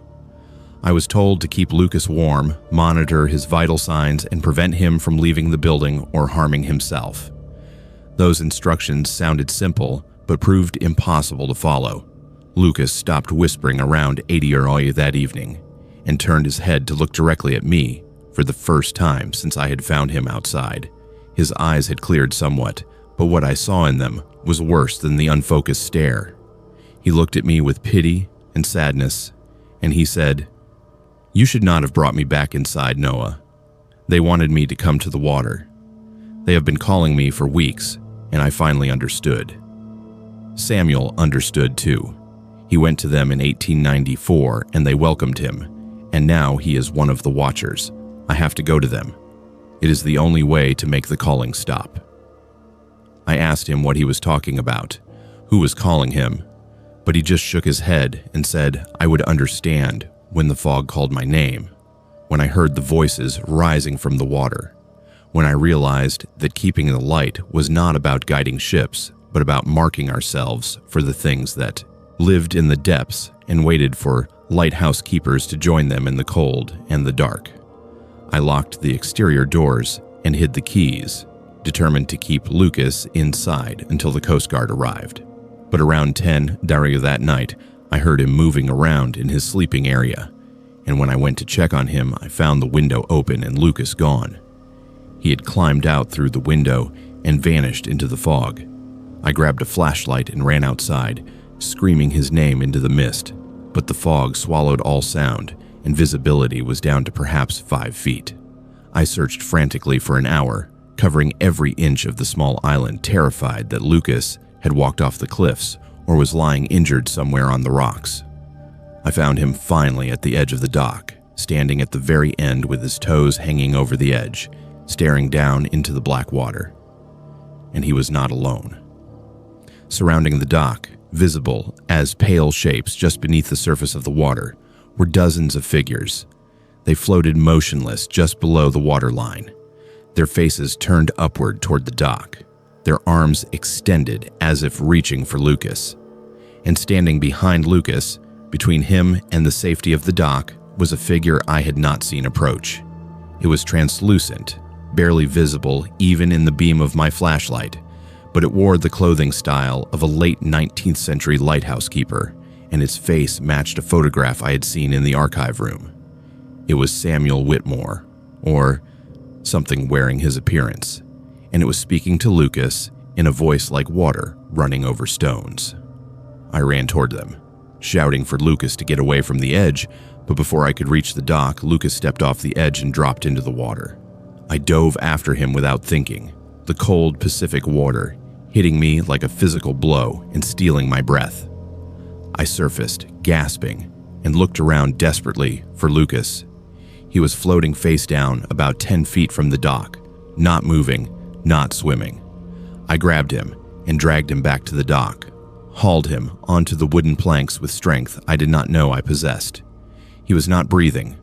I performed CPR, compression after compression, breathing air into his lungs, begging him to come back. And finally, after what felt like an eternity but was probably only 2 minutes, he coughed up seawater and drew a gasping breath. His eyes opened, and they were clear, truly clear, for the first time in hours. He looked at me with confusion and said, "Noah, what happened? Why are we wet?" The Coast Guard boat arrived around midnight, and Lucas was evacuated immediately to Victoria General Hospital. He had no memory of the previous 12 hours, no recollection of standing in the fog or jumping into the water, or any of the disturbing things he had said.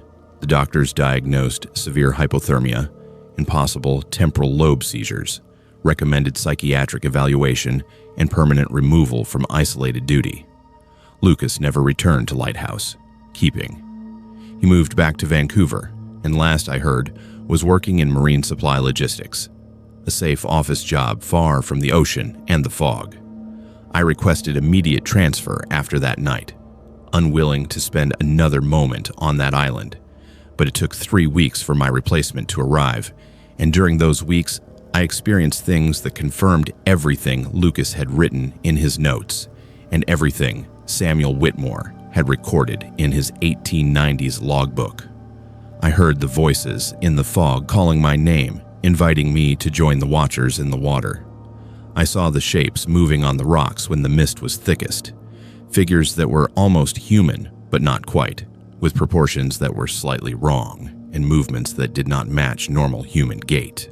I dreamed of drowning every night, of sinking into cold darkness, while pale hands pulled me deeper, and voices promised that the cold was peaceful, that the darkness was home, that I belonged in the depths with all the other lighthouse keepers who had answered the call over the decades. And I found more logbooks in the archive room, from keepers who had worked the lighthouse over its 90-year history, and a pattern emerged that the Coast Guard had either never noticed or had deliberately ignored. Every 7 to 10 years, a lighthouse keeper disappeared from the station. Sometimes their bodies were found washed up on nearby shores. Sometimes they were never found at all, but the circumstances were always similar. Thick fog, disorientation, and a final entry in the logbook about voices in the mist and watchers in the water. My replacement arrived on a clear October morning, a cheerful young woman named Patricia, who was excited about the solitude and the historical significance of the lighthouse. I wanted to warn her, wanted to show her the logbooks and explain about the voices and the shapes in the fog, but I also knew how insane it would sound, knew that she would dismiss my warnings as isolation psychosis or hazing attempts by a burned-out keeper who could not handle the solitude. So I gave her the basic orientation, showed her the equipment and procedures, and left on the same boat that brought her. I reported everything to the Coast Guard officials when I reached Victoria, showed them the logbooks and Lucas's notes and the pattern of disappearances. They thanked me for my service, processed my resignation, and I never heard another word about the investigation I was promised. The lighthouse was finally automated in 2016, 2 years after my experience there, and the keeper positions were eliminated entirely. I do not know if that decision was related to what happened to Lucas and me, or if it was simply part of the ongoing modernization of lighthouse operations. I do know that I check the marine incident reports compulsively, watching for news of disappearances or accidents near that particular lighthouse. So far, there have been none. Perhaps the watchers only called to the keepers, to the people who lived on the island and maintained the light. Perhaps automation broke whatever connection allowed them to reach out of the water and into the minds of isolated men.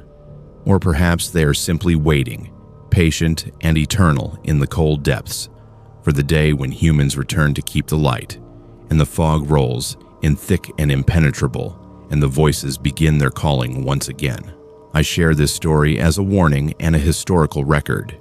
If you work in isolated locations, especially historic sites with long operational histories, read the old logbooks and records.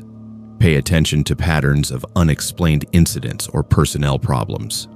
Trust your instincts if you begin experiencing phenomena that feel wrong or impossible. And if you ever work at a lighthouse and you hear voices calling from the fog, if you see shapes moving in the mist that are almost human but not quite, then leave immediately. Do not try to rationalize it. Do not convince yourself it is your imagination. Do not wait for the calling to intensify, because the watchers in the water are real, or something wearing that description is real, and they have been collecting lighthouse keepers for over a century, pulling them down into depths that never give back what they take. Lucas survived because I pulled him from the water before they could claim him completely. But I still see his face in my nightmares, staring down into the water, while pale hands reached up from the depths, and I wonder, How many other keepers were not as fortunate? How many answered the call and sank into the cold and the dark and became watchers themselves, waiting beneath the waves for the next keeper to hear their voices in the fog? My archaeology team unearthed the first skull around 10 in the morning that June day in 2013 on what should have been empty crown land outside Regina, Saskatchewan, and by sunset we had found 47 more. I was 35 then, a forensic archaeologist leading a routine survey ahead of a proposed pipeline route that would cut through approximately 80 miles of prairie between Regina and Moose Jaw. The survey was standard procedure, required by federal regulations to identify any archaeological or historical sites that might be disturbed by construction. We expected to find nothing more than perhaps some indigenous artifacts from centuries past, maybe the remains of an old homestead or trading post.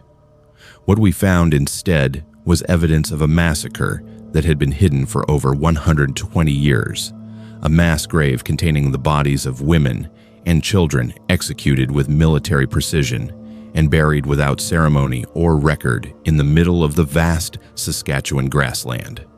The site was unremarkable from the surface, just a slight depression in the earth that our ground-penetrating radar had flagged as an anomaly worth investigating. We began excavation at dawn, carefully removing topsoil layer by layer according to standard archaeological protocols.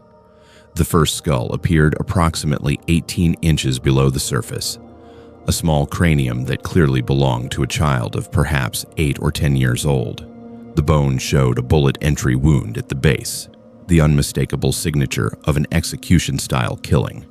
I called my team over immediately, and we expanded the excavation area, working with increasing urgency as the scope of what we had discovered became clear. By noon, we had uncovered 12 complete skeletons. By sunset, the count had reached 47, all of them women and children, none of them men, all showing evidence of violent death by gunshot. The site was clearly not a battlefield or the result of warfare in any conventional sense. The bodies had been laid out in rows, buried together in a single large pit approximately 30 feet long and 15 feet wide.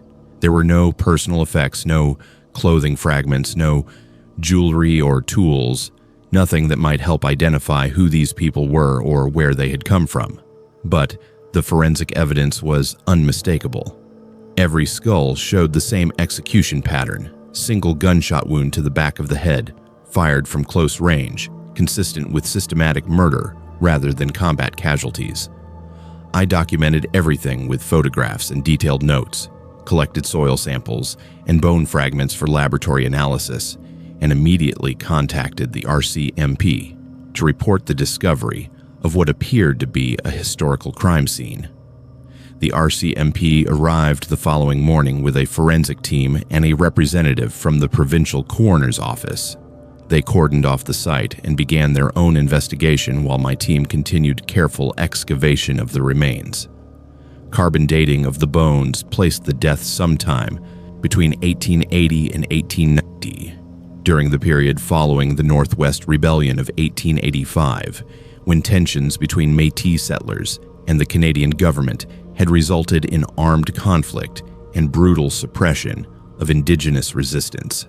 The victims were all Métis based on skeletal analysis and dental characteristics, and the age range of the children suggested multiple families had been killed together. But there was no record of any massacre in this location, no historical documentation of military action or civilian deaths, nothing in the archives that explained how 47 people came to be executed and buried in an unmarked grave on Crown land that should have been uninhabited during that period.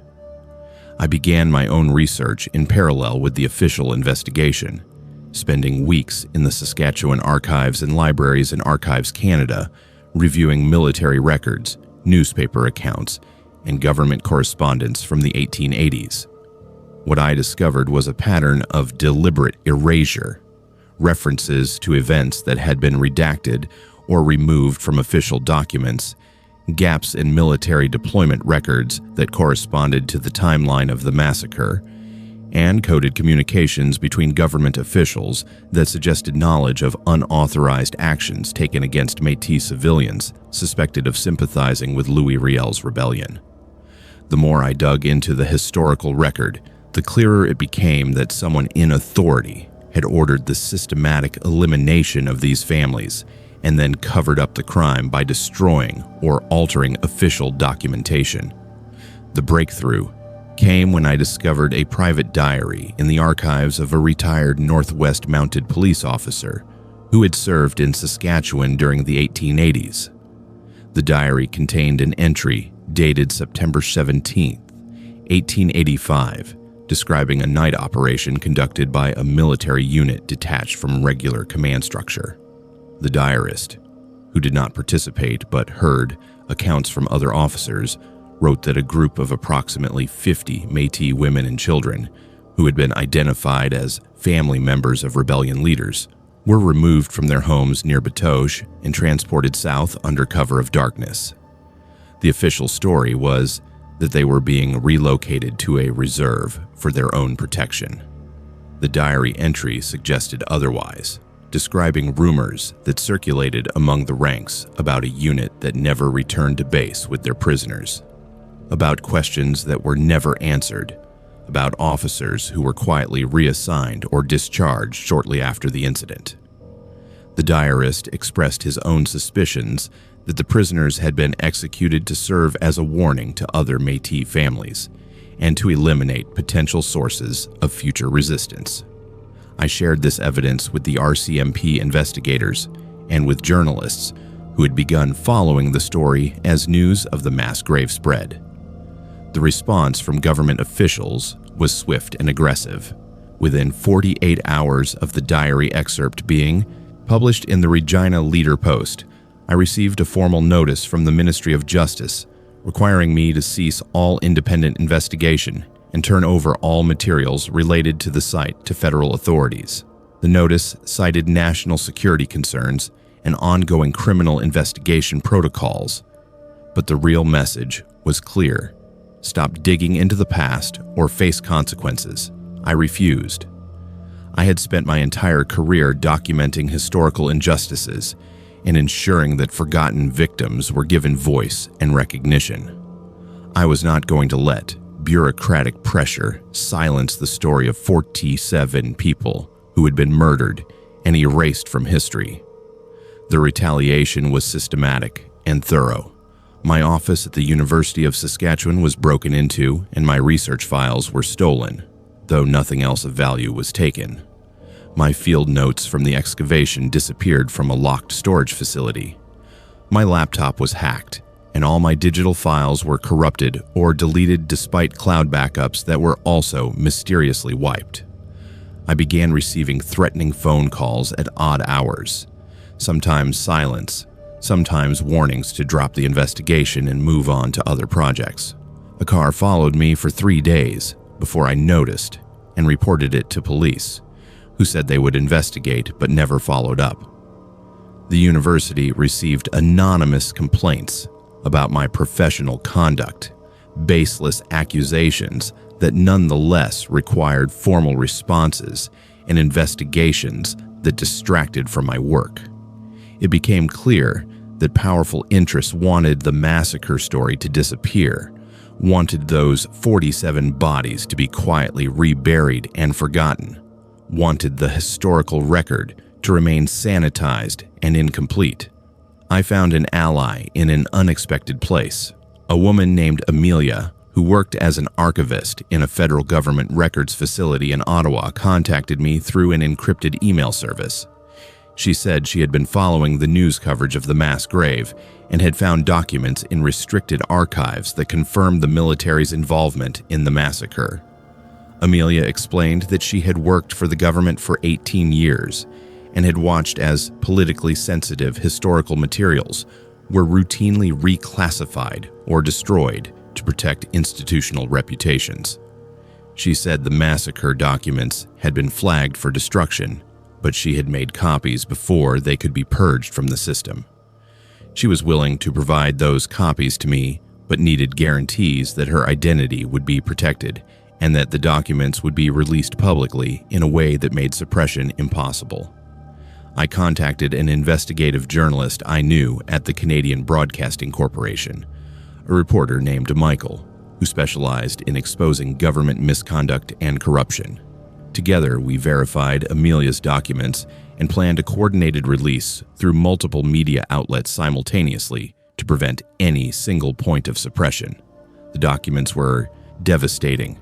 They included military orders signed by a colonel whose name had been redacted but whose position and authority were documented, directing a special unit to eliminate identified rebel sympathizers and their families as an example to others who might consider supporting future uprisings. The orders explicitly stated that no records were to be kept and no survivors were to remain. There were after-action reports describing the execution of 47 individuals ranging in age from 3 to 54, all women and children whose husbands and fathers had been killed during the rebellion. And there were subsequent communications between government officials discussing the necessity of maintaining complete silence about the operation to avoid political complications with Métis communities and international criticism of Canada's treatment of Indigenous populations. The story broke on November 12, 2013, simultaneously on CBC National News, in the Globe and Mail, and on international wire services. The reaction was immediate and overwhelming. Indigenous organizations demanded a full inquiry and formal government acknowledgement of the massacre. Opposition politicians called for resignations and criminal investigations. International human rights groups condemned the killings and the subsequent cover-up. The government initially tried to downplay the revelations, suggesting the documents might be forgeries or misinterpretations, but forensic analysis confirmed their authenticity and provenance. Within 2 weeks, the Prime Minister issued a formal apology, acknowledged that the massacre had occurred under the authority of Canadian military and government officials, and announced the establishment of a truth and reconciliation process to investigate this and other potential atrocities committed against Indigenous peoples during the period of Western settlement. The professional cost to me was severe. I received the Order of Canada in 2014 for my work exposing the massacre, but I also required full-time security protection after receiving credible death threats. 3 government officials resigned under pressure, though no criminal charges were ever filed due to the age of the crimes and the deaths of all potential suspects. The pipeline project was rerouted to avoid the massacre site, which was designated as a provincial heritage site and memorial. The 47 victims were reburied with full ceremony in a Métis cemetery near Batoche, and their names, reconstructed through painstaking genealogical research by Métis historians, were inscribed on a monument that now stands at the site where they were murdered. But the case is still in courts, still being litigated by families seeking compensation and fuller acknowledgement of the government's role, still generating resistance from bureaucrats who fear the precedent of acknowledging historical atrocities. I continue my work as a forensic archaeologist, but now focus exclusively on investigating potential sites of historical violence against Indigenous peoples. I have become an advocate for the protection of whistleblowers and the opening of classified historical archives to public scrutiny. And I carry the memory of those 47 skulls emerging from the prairie soil, each one representing a life deliberately erased, a story deliberately suppressed, a crime that powerful institutions hoped would remain buried forever beneath the grass and silence of the Saskatchewan plains. The aurora borealis turned blood red around 9:45 in the evening that November night in 2017, right when I was camping alone near Churchill, Manitoba, and that is when the missing time began. I was 27 then, an astrophotographer building my portfolio by documenting the northern lights during peak season. Churchill is one of the best locations in the world for aurora viewing, positioned directly beneath the auroral oval, where the lights are most intense and frequent. I had saved for 2 years to afford the trip, purchased specialized camera equipment capable of capturing the lights in their full glory, and planned a 2-week solo expedition camping on the tundra outside town where light pollution would not interfere with my shots.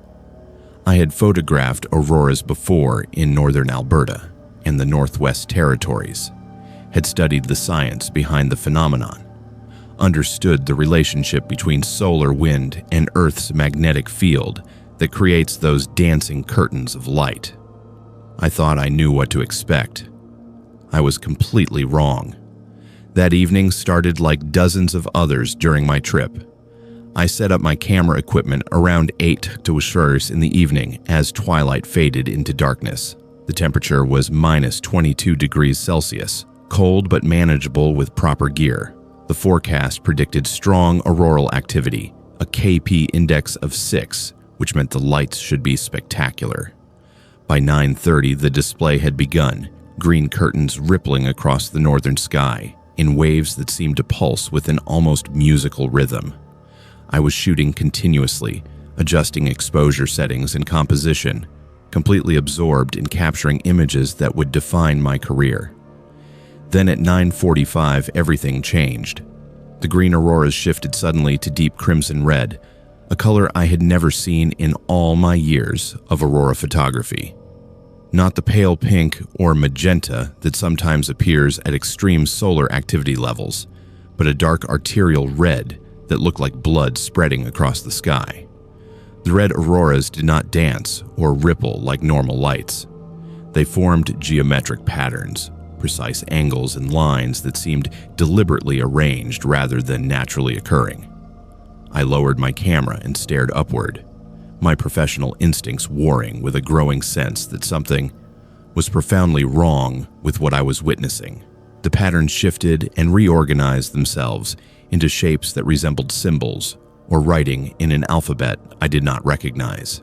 And beneath the lights, the air began to hum, a low-frequency vibration that I felt in my chest and teeth more than heard with my ears. I raised my camera to photograph the strange patterns, pressed the shutter release, and that is the last thing I remember clearly for the next 3 hours. I came to consciousness lying on my back, approximately 2 miles from my campsite, with no memory of how I got there or what had happened during the intervening time. My watch showed 12:47 in the morning. The aurora had returned to normal green and white, dancing peacefully overhead. My camera was still in my hand, but the lens cap was on and the power was off. My parka was unzipped despite the freezing temperature, and I was not wearing my gloves, even though my hands showed no signs of frostbite. Most disturbing were the marks on my body, visible when I checked myself over in the beam of my headlamp. My forearms showed 3 parallel lines on each arm, not cuts or scratches, but pale marks that looked like radiation burns or chemical exposure, each line perfectly straight and evenly spaced. My chest showed a circular pattern of similar marks, arranged in a geometry that matched the symbols I had seen in the red aurora. I stumbled back to my campsite in a state of shock, my mind refusing to accept what my body was telling me. I checked my camera immediately. The memory card showed a gap in the file sequence, 47 images missing between the last shot I remembered taking at 9:46 and the next image timestamped at 12:51. Either the images had been deleted or my camera had malfunctioned during those missing hours. I checked my other camera, a backup unit I had left running on a tripod for time-lapse sequences. That camera also showed a gap, its continuous recording interrupted for exactly 3 hours and 4 minutes. The video files before and after the gap played normally, but during the missing time, nothing had been recorded. I did not sleep that night.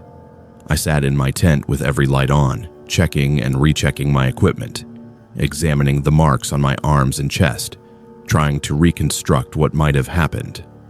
Hypothermia could cause confusion and memory loss, but I showed no other symptoms, and my core temperature was normal. Seizure activity could produce missing time, but I had no history of epilepsy, and seizures typically did not cause radiation-like burns or erase camera memory cards. The rational explanations all failed to account for the totality of what I had experienced. By dawn, I'd made the decision to return to Churchill immediately and seek medical evaluation. The doctor at the Churchill Health Center examined my marks with visible confusion. She said they looked like second-degree burns from an unknown source, showed no signs of infection, and did not match any burn pattern she had encountered in 15 years of practicing medicine in northern Manitoba. She asked repeatedly what I had been exposed to, whether I had been near any chemicals or electrical equipment or industrial processes. When I explained about the aurora and the missing time, her expression shifted from medical concern to barely concealed skepticism. She prescribed antibacterial ointment for the marks, suggested I might have experienced a dissociative episode brought on by isolation and extreme cold, and recommended I see a psychiatrist when I returned home to Winnipeg. I left the clinic feeling more alone than I had felt on the tundra. Over the following days, I discovered I was not alone in my experience.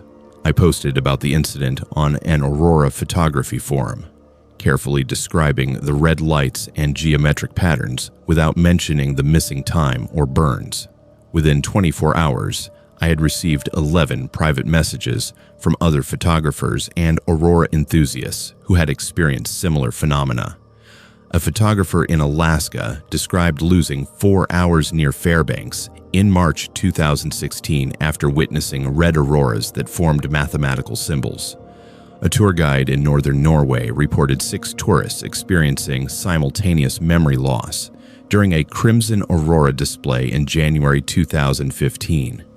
A researcher at the Churchill Northern Studies Center sent me a confidential message explaining that there had been 17 reported incidents of unusual aurora activity and associated missing time events in the Churchill area over the past decade, all suppressed or dismissed by authorities.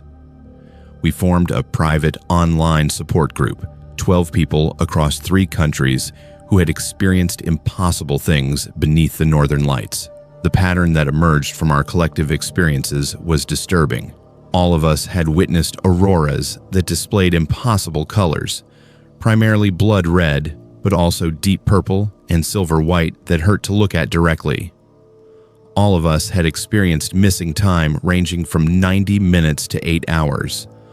All of us had developed unexplained marks on our bodies, usually geometric patterns of burns or raised skin.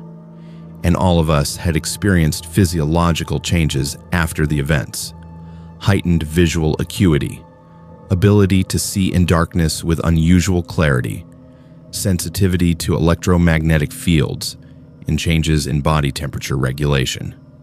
I found I could comfortably tolerate cold that would have been painful before the incident, could navigate in complete darkness better than I could with a flashlight, and could feel the presence of electronic devices even when they were turned off, sensing their electromagnetic signatures as a tingling pressure against my skin.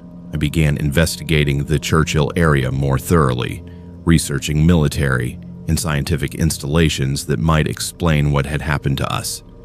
What I discovered was a research station operated jointly by Canadian and American agencies, located approximately 40 miles inland from Churchill and officially designated as an atmospheric monitoring facility. The station's public information described research into aurora formation and magnetic field variations, but property records and budget documents suggested something more extensive. The facility had power consumption levels 20 times higher than comparable monitoring stations, had restricted airspace within a 15-mile radius, and employed over 100 personnel despite being described as a small scientific outpost. And the timing of reported unusual aurora events correlated with periods when the station showed peak power consumption, according to utility records I obtained through Freedom of Information requests. I made contact with a former technician who had worked at the facility in 2014 and 2015, a man named Thomas, who agreed to speak with me anonymously. He described experiments involving artificial manipulation of the ionosphere using powerful radio frequency transmissions, attempts to generate and control aurora displays for purposes he was not cleared to know. Thomas said the experiments sometimes produced unexpected results, auroras that behaved in ways not predicted by models, displays that seemed to develop a kind of coherence or intelligence. He described one incident where a research aurora turned crimson and began forming patterns that matched no known natural aurora behavior. The experiment was shut down immediately, and all personnel were required to sign additional non-disclosure agreements. Thomas left the facility shortly after, disturbed by what he had witnessed and concerned about long-term health effects from exposure to the high-power transmissions. Armed with this information, I attempted to file a formal complaint with Canadian health authorities and the RCMP, alleging that government experiments had caused injury to myself and others. The response was swift and aggressive. I was visited by two men identifying themselves as security consultants working for the Department of National Defense. They explained politely but firmly that the research facility near Churchill was engaged in classified work related to national security, that discussing the facility or speculating about its activities could result in charges under the Security of Information Act, and that my injuries were not connected to any government operations. They suggested strongly that I cease my investigation and focus on my photography career. When I refused and threatened to go public with the story, they left without further comment. The next day, my apartment was broken into, and my laptop and backup hard drives were stolen. The break-in was professional, no other valuables taken, no fingerprints or evidence left behind. I went to the media anyway, sharing my story with investigative reporters at CBC and the Winnipeg Free Press. Both outlets showed initial interest, but ultimately declined to publish without more concrete evidence. The former technician Thomas refused to go on record, fearing legal retaliation.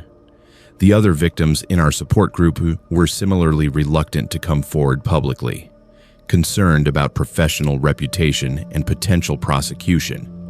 Without multiple credible witnesses willing to testify, without photographic evidence that had not been deleted or stolen, without any official acknowledgement of the research station's true purpose, the story remained unprovable and unpublishable. I eventually filed a lawsuit against the federal government seeking compensation for my injuries and disclosure of information about the Churchill Research Facility.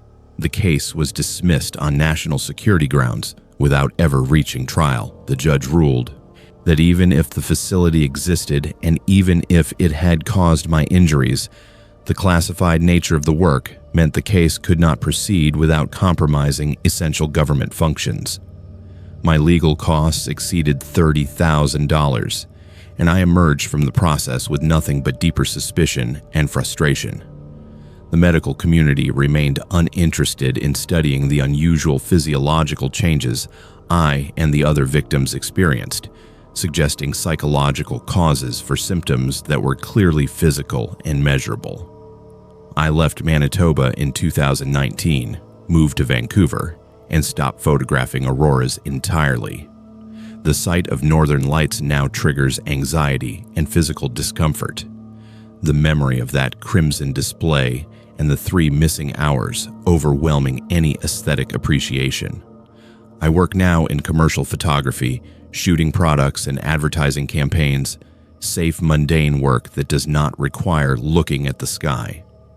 But the changes to my body persist. I still see in darkness with unnatural clarity, still sense electromagnetic fields, still tolerate cold that causes others discomfort.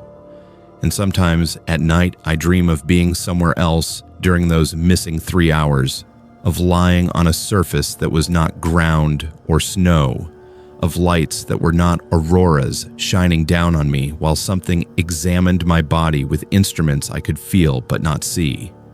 The dreams feel like memories trying to surface through whatever block was placed in my mind during that night on the tundra. I share this story as testimony and warning. The northern lights are not always natural phenomena, or at least not entirely natural. The governments that operate research facilities in Arctic regions are manipulating systems they do not fully understand and producing effects that harm civilians without accountability or acknowledgement.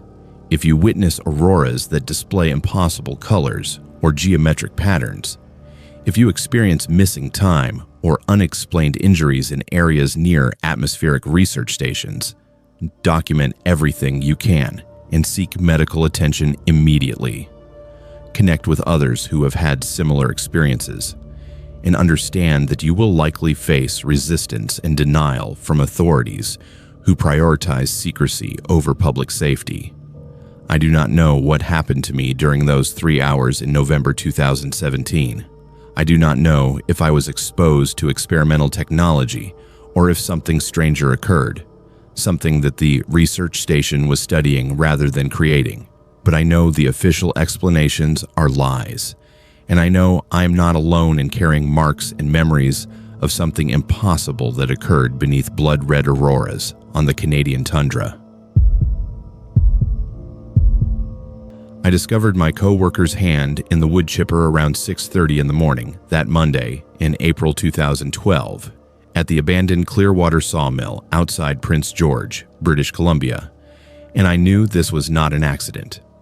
I was 33 then, working as mill supervisor for Clearwater Timber, a mid-sized logging operation that processed approximately 200,000 board feet of lumber weekly from the forests surrounding Prince George.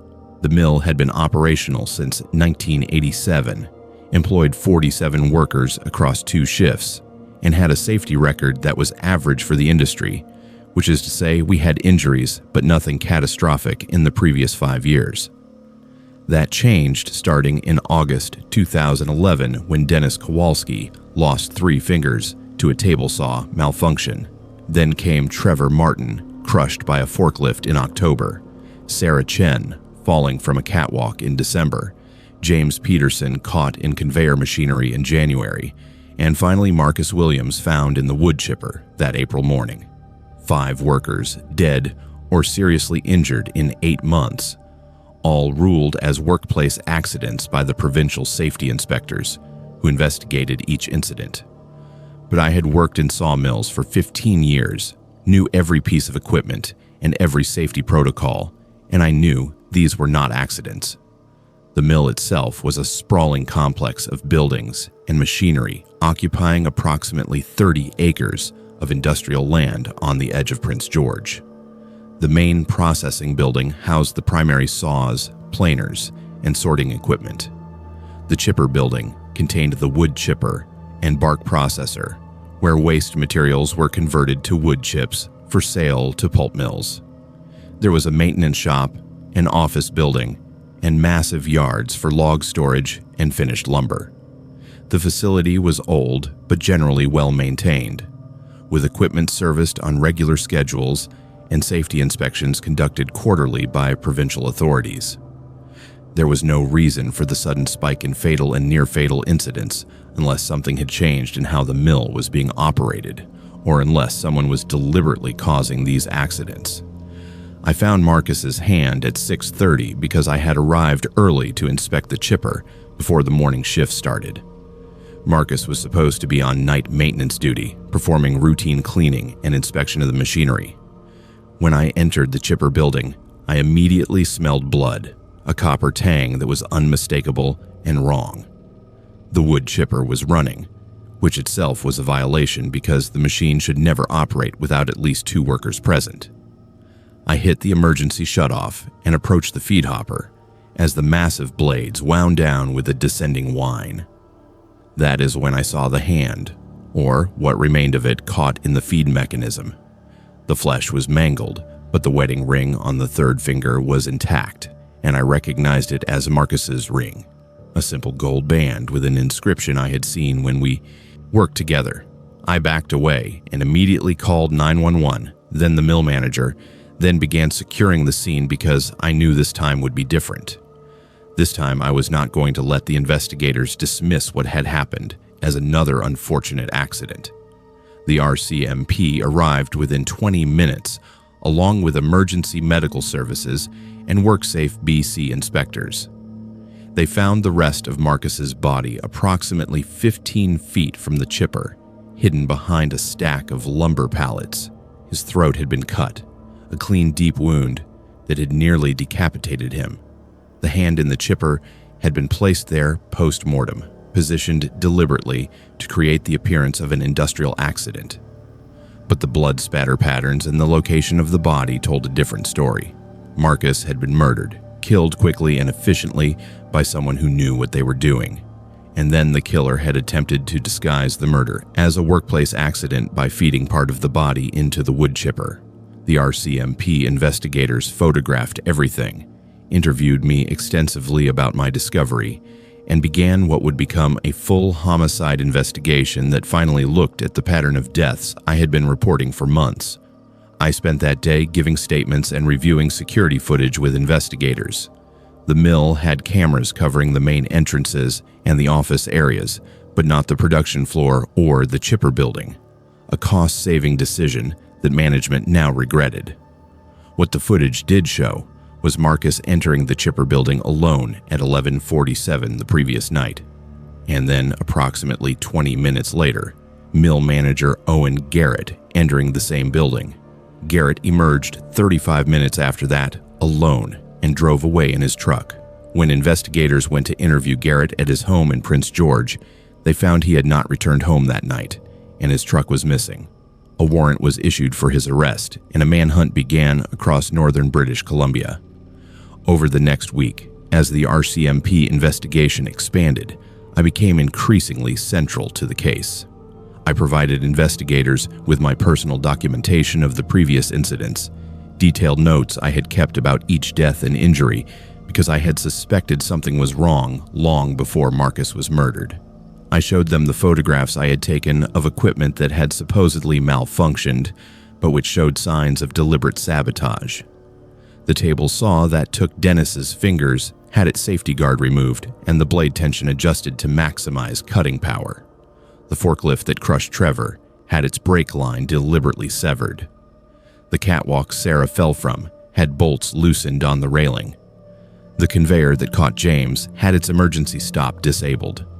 Every incident showed evidence of tampering that the original safety inspections had missed or ignored.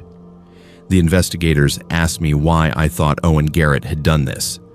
I explained the only motive that made sense. The 5 victims had all filed complaints about sexual harassment and workplace safety violations in the months before their deaths. They had documented Owen's behavior toward female employees, his retaliation against workers who reported safety issues, his falsification of maintenance records to avoid spending money on equipment repairs. I had supported those complaints, had added my own documentation, and had reported Owen to WorkSafe BC and the company's regional management multiple times.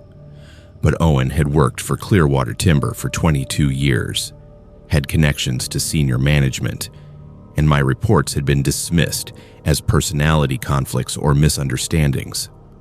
The workers who complained had been told to be team players or find employment elsewhere. Several had quit rather than continue working under Owen's management. The 5 who died or were seriously injured had stayed, had continued pushing for accountability, and had paid for that decision with their lives. The breakthrough in the case came when investigators found Owen's truck abandoned near a logging road approximately 40 miles north of Prince George. Inside the truck were documents showing Owen had been embezzling from the mill for at least 3 years, skimming money from equipment budgets and maintenance accounts, and hiding the theft by falsifying records. The victims who died were all workers who had access to financial records through their union positions or their roles in safety committees. They had been investigating the discrepancies and were close to exposing Owen's theft when they were killed. Owen had not murdered them for reporting harassment, though that had certainly contributed to his animosity. He had murdered them to protect himself from criminal prosecution for theft and fraud. The RCMP believed Owen had fled into the wilderness, possibly planning to cross into Alberta or disappear into the vast forests of central British Columbia. They organized search teams with tracking dogs and brought in helicopters with thermal imaging. I volunteered to join the search because I knew the logging roads and forest trails better than most of the officers who had been brought in from other jurisdictions. On the third day of searching, my team found evidence that Owen was still in the area, a campsite with fresh ashes and food wrappers that had not been there during the previous day's search. We called for backup and continued tracking, following broken vegetation and disturbed soil deeper into the forest. We found Owen approximately 2 miles from the campsite, sitting on a fallen log with a rifle across his lap. He did not resist or attempt to flee when we approached. He looked exhausted and defeated, his clothing filthy, and his face scratched from pushing through undergrowth.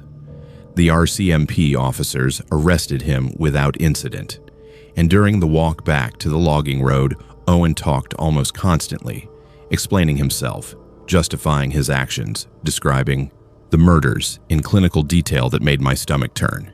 He said Marcus had confronted him about the financial discrepancies, had threatened to go to the authorities, had left him no choice but to eliminate the threat. He said the others had been similarly unavoidable eliminations, threats to his security that had to be neutralized. He spoke about them like they were problems to be solved rather than people he had murdered. Owen Garrett was charged with 1 count of first-degree murder for Marcus Williams and 4 counts of attempted murder for the other victims who survived their injuries. During the trial in 2013, the full scope of his crimes became public. He had stolen over $400,000 from the mill over 3 years. He had systematically targeted workers who questioned his authority or who had access to information that might expose his theft. And he had planned each death to look like an industrial accident, exploiting the high rate of legitimate workplace injuries in the logging industry to hide his murders. The jury convicted him on all counts, and the judge sentenced him to life in prison with no possibility of parole for 25 years. The aftermath of the case destroyed Clearwater Timber. The company faced massive lawsuits from the victims' families and from workers who had been endangered by Owen's deliberate equipment sabotage. WorkSafe BC imposed fines exceeding $2 million for safety violations and failure to properly investigate the suspicious pattern of incidents. Senior management, who had ignored my reports and the workers' complaints, were fired or resigned under pressure. The mill was sold to a larger timber company in 2014, and I was offered a promotion to regional safety director. I declined. I could not continue working in an industry that had enabled Owen's crimes through negligence and indifference, that had valued productivity and cost savings over worker safety, that had dismissed credible concerns because addressing them would have been expensive or uncomfortable. I work now as a workplace safety advocate and consultant, helping unions and workers document safety violations and navigate the reporting systems that failed so catastrophically at Clearwater. I testify in court cases involving workplace deaths, providing expert analysis of whether incidents are truly accidents or potentially something more sinister. And I speak publicly about Owen Garrett's crimes, using them as a case study in how workplace violence can be disguised as accidents, how patterns of suspicious incidents should never be dismissed without thorough investigation, how workers who raise safety concerns must be protected rather than retaliated against. The psychological cost has been severe. I carry guilt for not stopping Owen sooner, for not being more aggressive in my reporting, for not going directly to police when WorkSafe BC dismissed my concerns. I have nightmares about finding Marcus's hand in the chipper, about the moment I realized that all the previous deaths could have been prevented if someone in authority had taken the pattern seriously. I attend therapy weekly and take medication for anxiety and depression. My marriage ended in 2015, my wife unable to cope with my obsessive focus on workplace safety and my inability to move past what happened at Clearwater. My daughter Emma, who was 11 when Owen was arrested, required years of counseling to deal with the aftermath of having her father involved in a high-profile murder case. But I also carry the knowledge that my documentation and persistence led to Owen's arrest and conviction, that my refusal to accept the accident narrative saved lives by ending his killing spree before he could murder more workers. The families of the victims have thanked me, have said that I gave their loved ones justice when the system was prepared to dismiss their deaths as unfortunate but unavoidable workplace hazards. Dennis Kowalski, who lost his fingers but survived, works with me now in the safety advocacy organization I founded. We travel to mills and factories across British Columbia and Alberta, teaching workers how to recognize when accidents might be deliberately caused, how to document concerns, how to protect themselves when management is hostile or indifferent. I share this story as a warning to anyone who works in industrial settings, in logging or mining or manufacturing, where heavy equipment and dangerous processes create daily risk. Most workplace accidents are genuinely accidents, the result of human error, or equipment failure, or momentary inattention. But some are not. Some are disguised murders, workplace violence that exploits the expectation of industrial danger to hide intentional harm. If you see a pattern of incidents affecting specific workers, if safety equipment fails in suspicious ways, if management dismisses concerns without proper investigation, then document everything, report through multiple channels, and do not assume that authorities will recognize what you are seeing. Owen Garrett murdered 5 people over 8 months, while investigators repeatedly concluded that his crimes were accidents.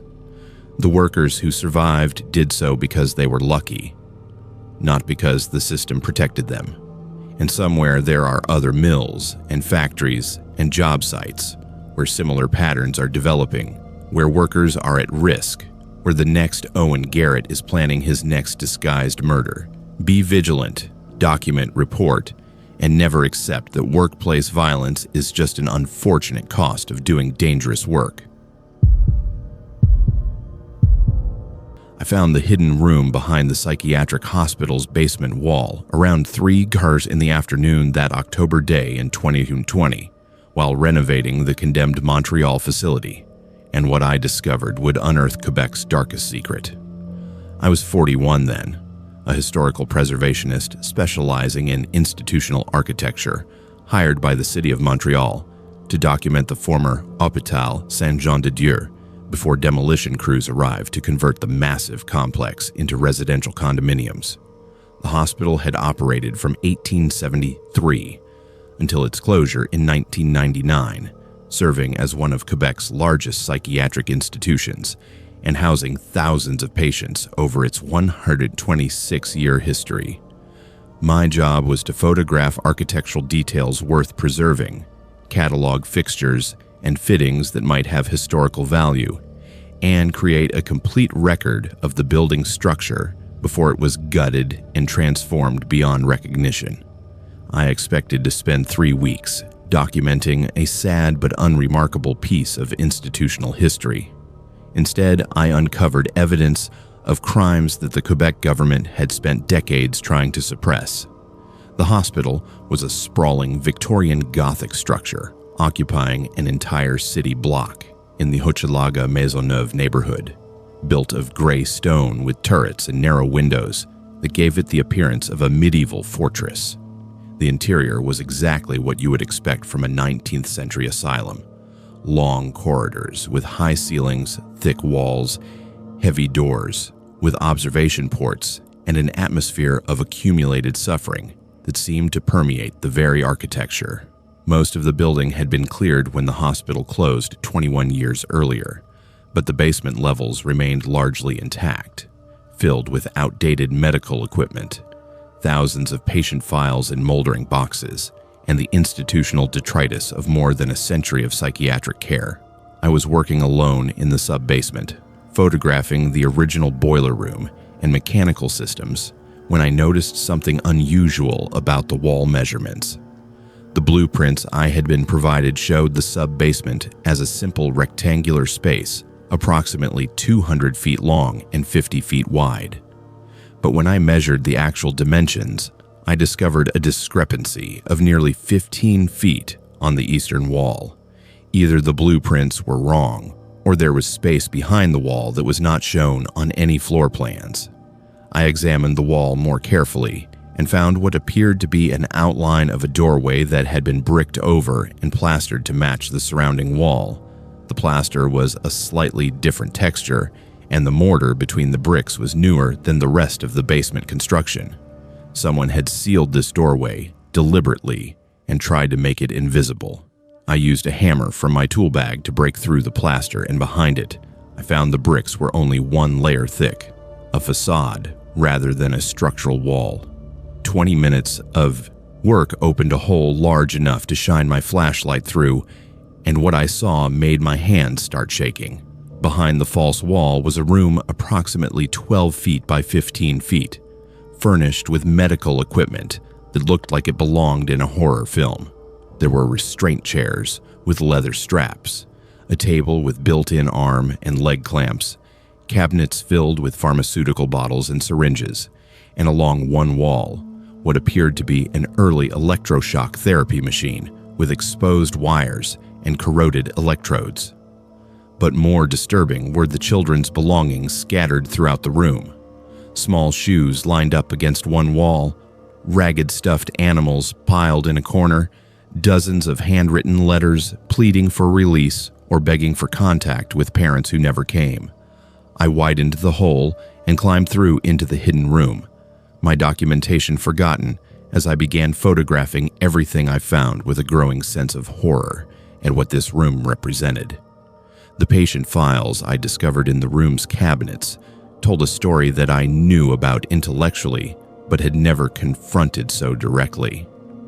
These were the Duplessis orphans, children who had been falsely diagnosed as mentally deficient during the 1940s, 1950s, and 1960s under Quebec Premier Maurice Duplessis' government. The scheme had been simple and evil. Orphanages received less funding than psychiatric hospitals, so perfectly healthy children from orphanages were transferred to psychiatric institutions and diagnosed with mental illness to allow the institutions to claim higher federal subsidies.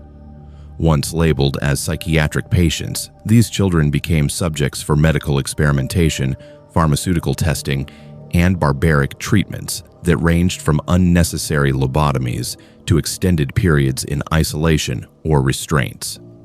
The files documented experiments involving untested psychiatric medications, deliberate exposure to infectious diseases to study immune response, and even surgical procedures performed without anesthesia as part of pain threshold research. I spent 4 hours in that hidden room photographing every document and piece of equipment before I called the authorities. When the police arrived with representatives from the Quebec Ministry of Health, their first response was not concern for what I had discovered, but anxiety about what I might do with the evidence.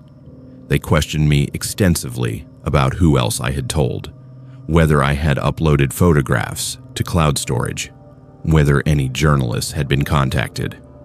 When I insisted that this discovery needed to be made public immediately, that the victims and their families deserved acknowledgement and justice, the officials became threatening in subtle ways. They suggested my preservation contract could be terminated, that my professional licenses could be reviewed for unspecified violations, that my discovery might be classified as trespassing, given that I had damaged hospital property to access the hidden room. The message was clear. This was supposed to stay buried. I did not cooperate with their attempt at suppression. That evening, I contacted journalists, sent encrypted copies of my photographs and documents to media outlets across Canada, and posted an initial account on social media that went viral within hours. The response was immediate and overwhelming. Survivors of the Duplessis orphan system came forward with their own testimonies, describing decades of abuse and medical torture that matched exactly what was documented in the files I had found. Historians and researchers who had been investigating the scandal for years provided context that made the hidden room even more significant. This was not just evidence of past abuse, but proof that the government had actively concealed documentation of the worst aspects of the program, had sealed away the most damning evidence when the hospital closed rather than including it in official archives where it might eventually come to light. Within a week, the story had become international news. Human rights organizations demanded a full investigation and prosecution of any surviving officials who had participated in the abuse. The Quebec government attempted damage control, claiming they had been unaware of the hidden room and promising a transparent investigation.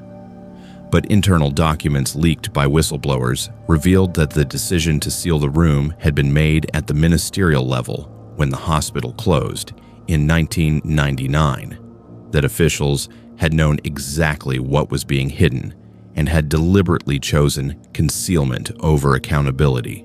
The scandal expanded to implicate not just the Duplessis-era government, but modern officials who had perpetuated the cover-up for 2 decades after the hospital's closure. The personal cost of my decision to expose the hidden room was severe.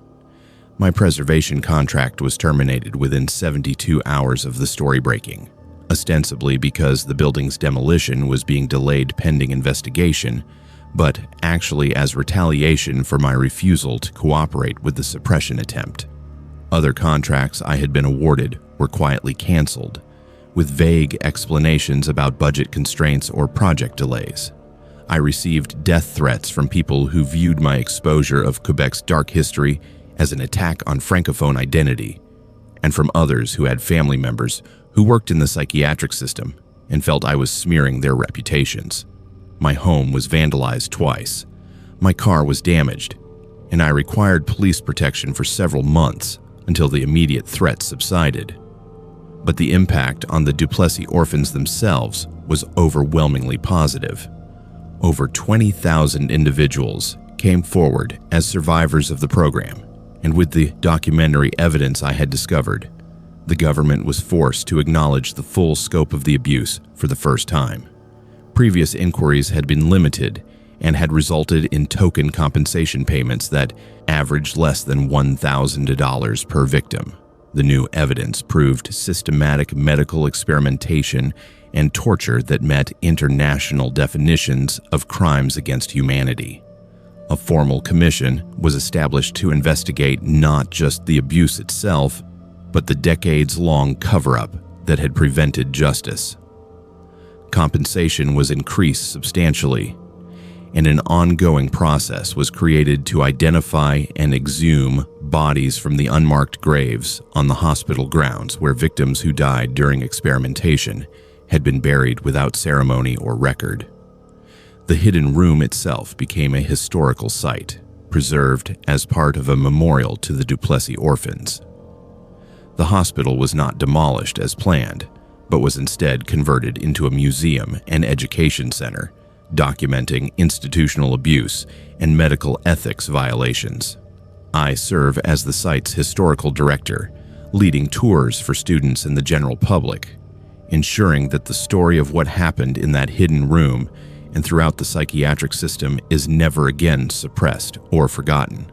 The work is emotionally exhausting, hearing survivor testimonies and confronting daily the evidence of what was done to vulnerable children in the name of profit and institutional convenience. But it is necessary work that honors the victims and prevents future generations from dismissing historical atrocities as exaggerations or myths. The investigation is still ongoing. 15 medical personnel have been identified through the documents I found as having participated directly in the experiments and abuse, but all of them are deceased, the youngest having died in 2003. No criminal charges will ever be filed. No one will face trial or imprisonment for what they did to those children.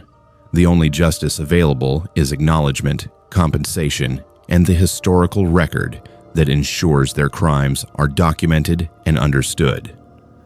Survivor organizations continue to pressure the government for fuller disclosure, believing that additional hidden rooms or sealed archives exist elsewhere in Quebec's institutional system.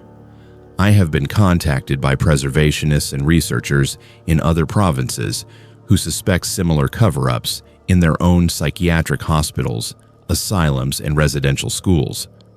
The pattern of institutional abuse and subsequent concealment appears to be far more widespread than even the Duplessis orphan scandal suggested. I share this story as testimony and as a call to action for anyone working in historical preservation or building renovation. If you find sealed rooms, hidden spaces, or architectural anomalies that do not match official blueprints, investigate them thoroughly and document what you discover before reporting to authorities. Take photographs, make copies of any documents, upload everything to secure cloud storage, and establish a network of journalists and advocates who can help publicize findings if officials attempt suppression. The instinct of institutions is to protect themselves, to hide evidence of past crimes, to prioritize reputation over truth and justice. Without independent documentation and public disclosure, hidden rooms stay hidden, victims remain unacknowledged, and history is sanitized to protect the powerful at the expense of the vulnerable. The children whose belongings I found in that sealed room, whose files documented years of torture and experimentation, deserved better than to have their suffering hidden behind a false wall and forgotten. I made sure they were not forgotten, and I will continue making sure that anyone who tries to bury evidence of institutional abuse faces exposure and accountability rather than successful concealment.